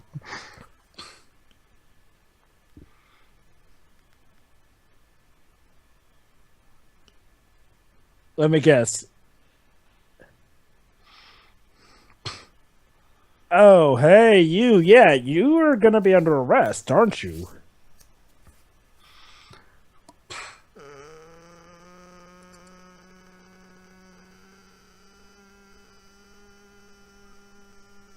Don't you even dare.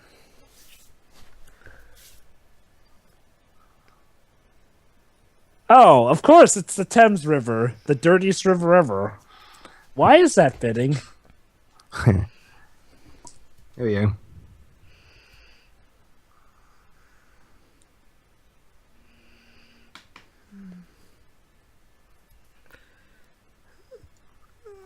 Oh no, you're not gonna tell me they did all this just to set up the stupid plane trick. Here we go.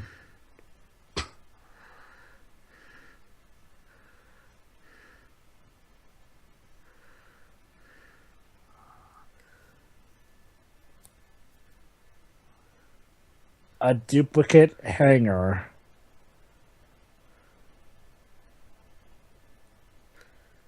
Here we go.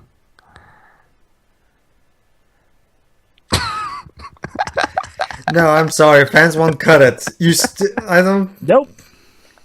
Nope. No, sorry, movie. No one's buying it.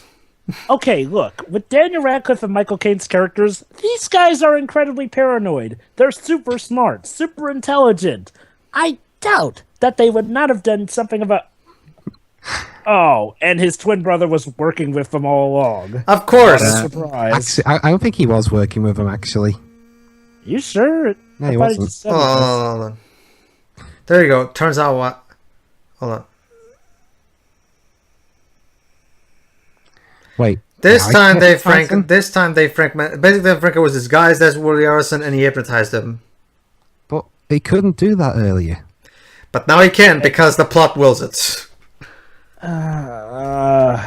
Seriously, what? Seriously, this movie is completely falling apart in a million pieces. Okay, you know what, Dwibs? No, Dwibs, we cannot compare this to the ending of the crossover. The crossover was genius compared to this twist. Well, I guess, like, again, Joe, but I can always suggest it's one thing when a bad thing falls apart, but it's another thing when a good thing falls apart. Yeah, but even still, I mean, trust me, it's one of my hated things when that happens too, but I'm sorry. This amount of twists, and the fact that this not only contradicts stuff before, I mean, okay, at least the crossover had a reason for why it was contradicting stuff. A stupid reason, yes, but it was that one reason that, you know, made stuff legit. To an extent. This, though, no, this has broken all the rules, with no good reason whatsoever. Granted, it's not Final Fantasy 13-2 level of contradicting everything, but it's still up there. Oh, and everyone's applauding for this. Thank you, Britain. So yeah, and Now You See Me, I guess, so what are they going to do in Now You See Me 3? Are they going to make people believe that they're actually on another planet or something? Well, Big Ben seems happy. Also, Happy New Year. Damn, you British don't spare expenses when celebrations, do you?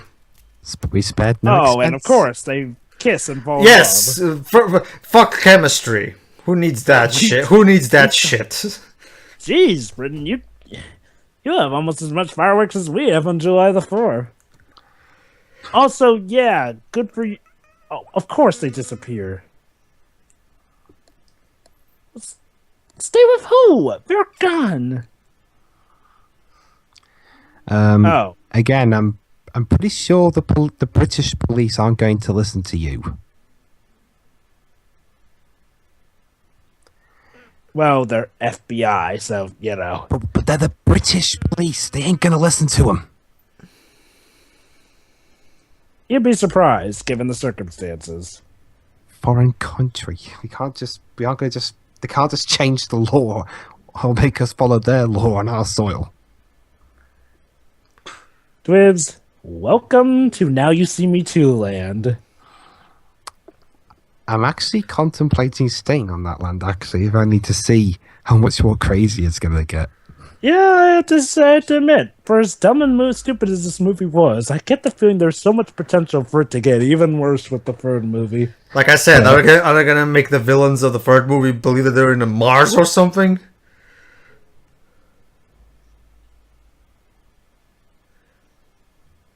Oh, there you go. Turns out, for all we know, Michael Caine might not be his dad. Who cares?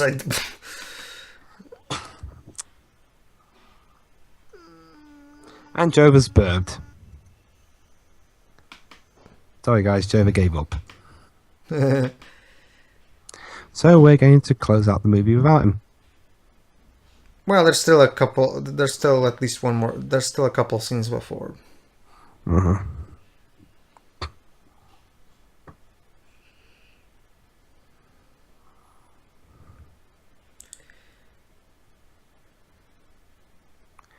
So of all the movies this year to have the UK be a big set piece, be part of a big set piece, it's this one.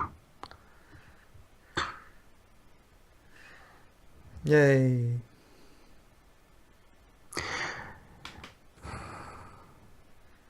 And the Chinese people are there.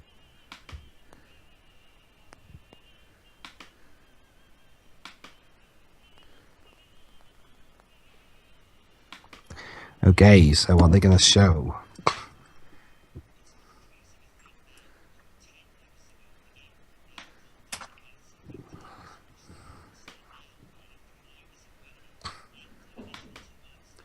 Ah, there we are. He's reminiscing on his dad. Yeah. Hey guys, what I miss? No, Not much. Not really. Nothing. No. So yeah, basically we've come to Mark basically just looking at his now we're at this house looking at pictures of his dad.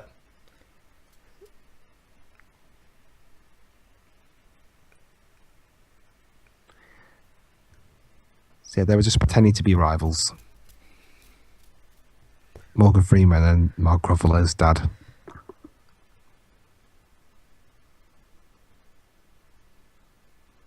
So there you go. Turns out they weren't even rivals. It was just what the fuck. I don't even care. Basically, the magic trick really did go wrong. So at least you aren't pulling the silly your dad's really alive thing that the Amazing Spider-Man 2 was going to do. Jover, are you there? I'm muted. But yeah, as I was saying, and then Amazing Spider-Man 3 was going to bring back Gwen and her father. Well, that's not going to happen now, so... But yeah, hey, you know when you think about it, though, doesn't this kind of make the ending of Now You See Me 1 all the more pointless? Because, that ended with Morgan Freeman and Michael Caine going to jail. I mean, yeah, it gives Michael Caine his motivations here, but... And Michael Caine's back in jail. I really hope he and Daniel Radcliffe break up, because they're quite honestly some of the best things of this whole franchise. Seriously, two British men dump a man into a man into a river while drinking tea evilly. Come on, that is such a fluke, because it's actually brilliant. I mean, it's like, I want to know who came up with that and just shake their hand. Wait, hang on, did he? Whimsical music now?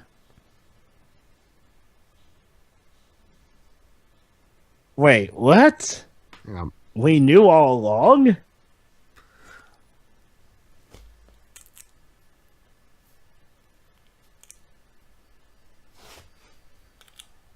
They worked together just fine! Oh, and there's the, Turns out this guy was also in on it. What? But that makes a lot of what they did pointless. Seriously, wouldn't it have made it just easier if he had cleared them? I mean, seriously, what was the point of him having them do all the body checks and everything? Because tension? So let me get this straight. They've effectively rendered the one scene that we complimented in this movie pointless. Pretty much. Ladies and gentlemen, I think this one movie has broken Jova more than No, it is not broken me, but it came close. It came even closer than Lightning Returns and Mass Effect 3 because that amount of stupidity just came out of nowhere. How do you think I felt with all the stupid things I saw? Well, the thing is, see, here's the thing.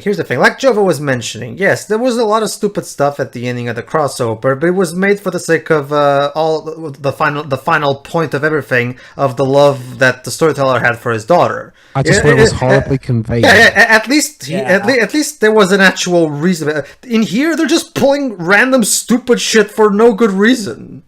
And I will admit, for as much as I bash the ending, after they get for, explaining all the terrible stuff, and after, of course, we established that Barnum was kind of pointless by the end, it is charming to get to see how the town is recovering after the whole thing, and the DLC does help. So I will say this, the ending technically as a whole isn't bad, it's just more so, sadly, the courtroom section, and of course the whole curable disease thing. That isn't curable. And Barnum getting wasted. Ha! Let me guess, they're going to look at the curtain and he'll be gone. But let's look at what's behind the curtain. Oh. A door. And behind it is the eye we saw earlier. What's at the bottom of the stairs?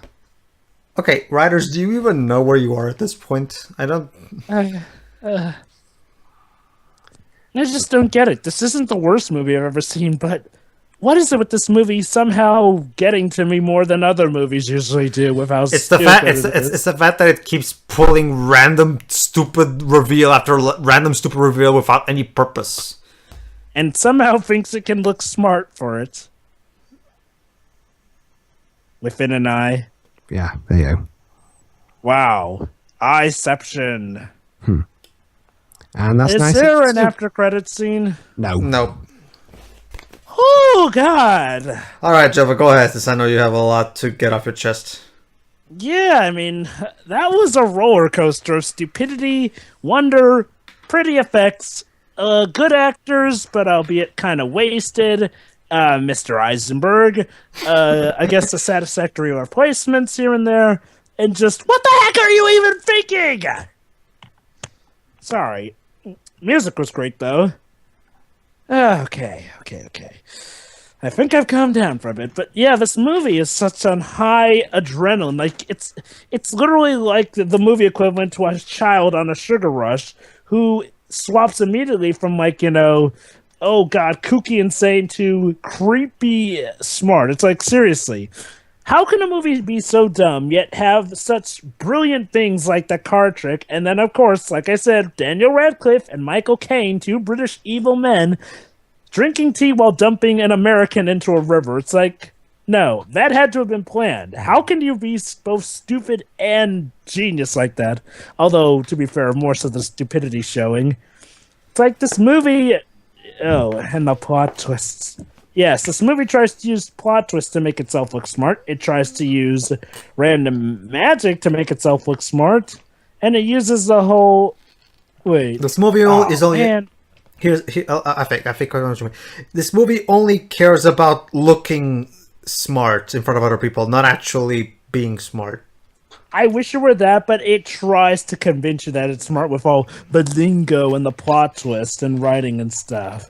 Ugh. It's like, yeah. I mean, I don't know. I mean, I should feel disgusted, but all the more, I'm just really fascinated with this series of movies. It's like, it's sort of like, okay, it's technically middle ground material.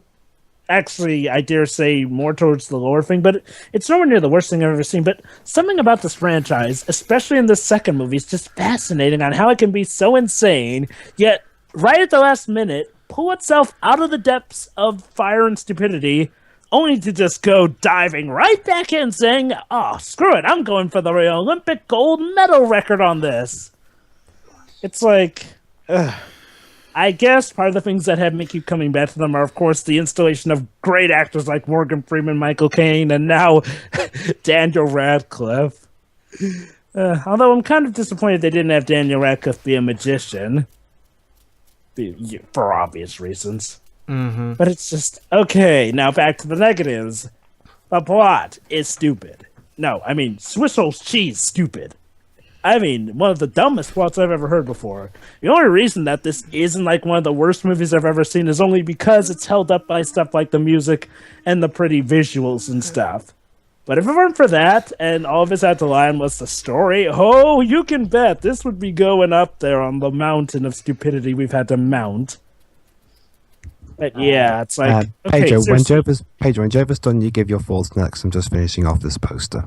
Sure. And yeah, like Pedro said, it's like, did the scriptwriters even read their own script like more than once over? It's like, I mean, yeah, they try to save themselves out of plot holes with coming up with these weird explanations, but again, they are random ass explanations that put the crossover's ending to shame. No, the crossover wishes it could have been this outlandish. And, you know, it kind of makes me want to apologize 10 times over for actually dissing the crossover's ending because... by all means, keep dissing it. I mean, just because one thing does something worse than the other doesn't mean we should excuse the other one.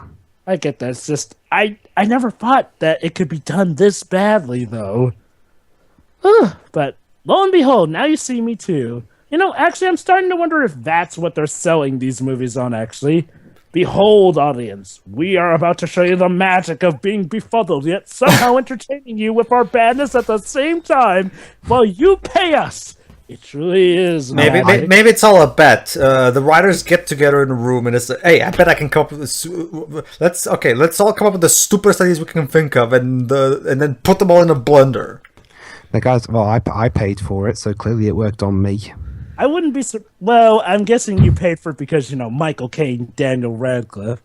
Yes. Or, again, because it was insane like the first one. Yeah. but yeah, actually that does make sense. It's like, yeah, I could just see them all in the betting room saying, okay, here's what we're gonna do. We're gonna actually do something this unbelievably stupid. And if we still get a profit, we're going through with Now You See Me Free, and so on and so forth. And it worked. Yes, I still have so much more to go through. God dang this movie. Music is beautiful in most cases, although really weird with some of its placements. Daniel Radcliffe was, let's be honest, he was a treat this movie. I mean, he's hammy British evil. And God, when he tag teams with Michael Caine as father, I thought, okay, that is an awesome tag team. Daniel Radcliffe and Michael Caine. Like the old and the young, I couldn't have thought of a better British pair. And I am glad that Morgan Freeman's character finally got some rightful treatment and is working with them. Except, again, this makes Now You See Me's ending all the more pointless. I mean, let's think about it.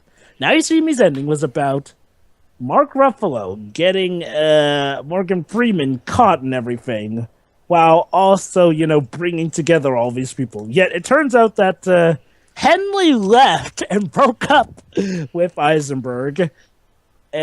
All while it turns out Morgan Freeman wasn't supposed to be hated. It was really just an accident like we thought.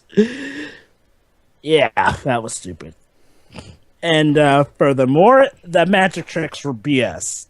Just gonna say it. I mean, okay, some worked, but you know the ones, audience, that clearly just, no. No, that would have to be actual magic to work. All the sets look pretty. And yeah, there was some good here and there.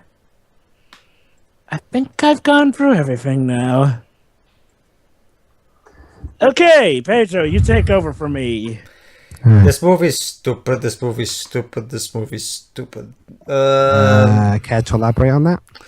Yes, the plot makes no sense. It keeps, like Jova said, they keep doing the writers are only interested in making really flashy tricks for the sake of visual spectacle, and not tying it into and not bother about tying all of this messy stuff into a cohesive narrative. And the characters are not charming. They're not interesting. We can Except for the bad guys, go figure. So we can even rely on that to hold the movie over. So basically, this is just a really loony ride in this essence. It's stupid. It completely kills itself in the foot at the end, and it's just moronic. But yeah, it's still entertaining just for the what the fuckery factor of it. And I'm actually tempted to go see Now You See Me Free when it comes to theaters because of this. Yeah, it's like in 2019 or something. I mean, what will can they actually top this? Well, maybe like Jova said, I think it was like either Jova or you said earlier, they'll trick everyone into thinking they're on Mars or something. Yeah, that was me. That was me. That was me. So yeah, aside from that, yeah, it's still a fun movie, but damn it, it's dumb and stupid. It's a really terribly put together script. Watch it in doses, or the stupidity may kill you. Nearly killed Jova. All right, everybody. So hang on. I gotta give my final thoughts. No, I was about to say. All right, that was about it. So go ahead, Whips. Okay, I'm gonna be honest. Yeah, I honestly think this film's even dumber than the first one, but I think it's also more entertaining than the first one. I agree. I think it's mostly because it's just that much. They decided, hey, we're gonna be dumber. Let's go all the way. We're gonna have everything that's dumb. British stereotypes. Somehow going down the wrong pipe means you end up going to China because of UV rays. Maybe that's what happens. They were supposed to go to the warp zone, but they got into the wrong pipe. Or like I theorized earlier, the writer of this film played the crossover and thought, you know what, I can make this ending even dumber. And then, but I mean, Daniel Radcliffe and Michael Caine are fun to watch. Yeah, especially with the stereotyping. Yep. In fact, I'm surprised Daniel Radcliffe didn't twirl his beard or something. But they drank the tea, Twibs. They drank the tea. Yeah. So yeah, overall, yeah. And I mean, the stuff is. I mean, the actual magic tricks and stuff are fun to see, even if they are dumb. Yeah, they're fun to see, but God, will they give you a headache on the ones that are just not explained well. And again, I'm gonna love what they do with 90CB3 when they get around to making that movie. Because I've got another theory. What if they somehow manage to trick people into thinking they've time traveled? I actually wouldn't be surprised at this point. 90CB2. Well, hey, they've reversed rain and tricked people into thinking they were flying. We time travel. How much further can you go than time travel? Honestly, dimension warping. Oh my god! Now you see me 4, the next dimension. And then Now You See Me 5, we actually meet God. Now you see me 6. We gave up. Yeah, we gave up. Okay, yeah. That's the final film of the series. We give up. Okay, yeah. And then Now You See Me 7. Ha! Fooled you. Yeah. Now you see us. Now you don't. Haha. Okay. Okay. We can come up with more titles, but we'd be here all day. So yeah. Overall, dumb as shit, but I had fun with it, which is more than I can say for Suicide Squad. Goody. Yeah, well, audience, yeah. As dumb as this film is, I think this is better than Suicide Squad. Well, audience, see you for Now You See Me 3. In about 3 years. Really? That's all it's going to take to come out? It took 3 years for this one to come out. Okay. Well, see you for that commentary then. Okay, see you then.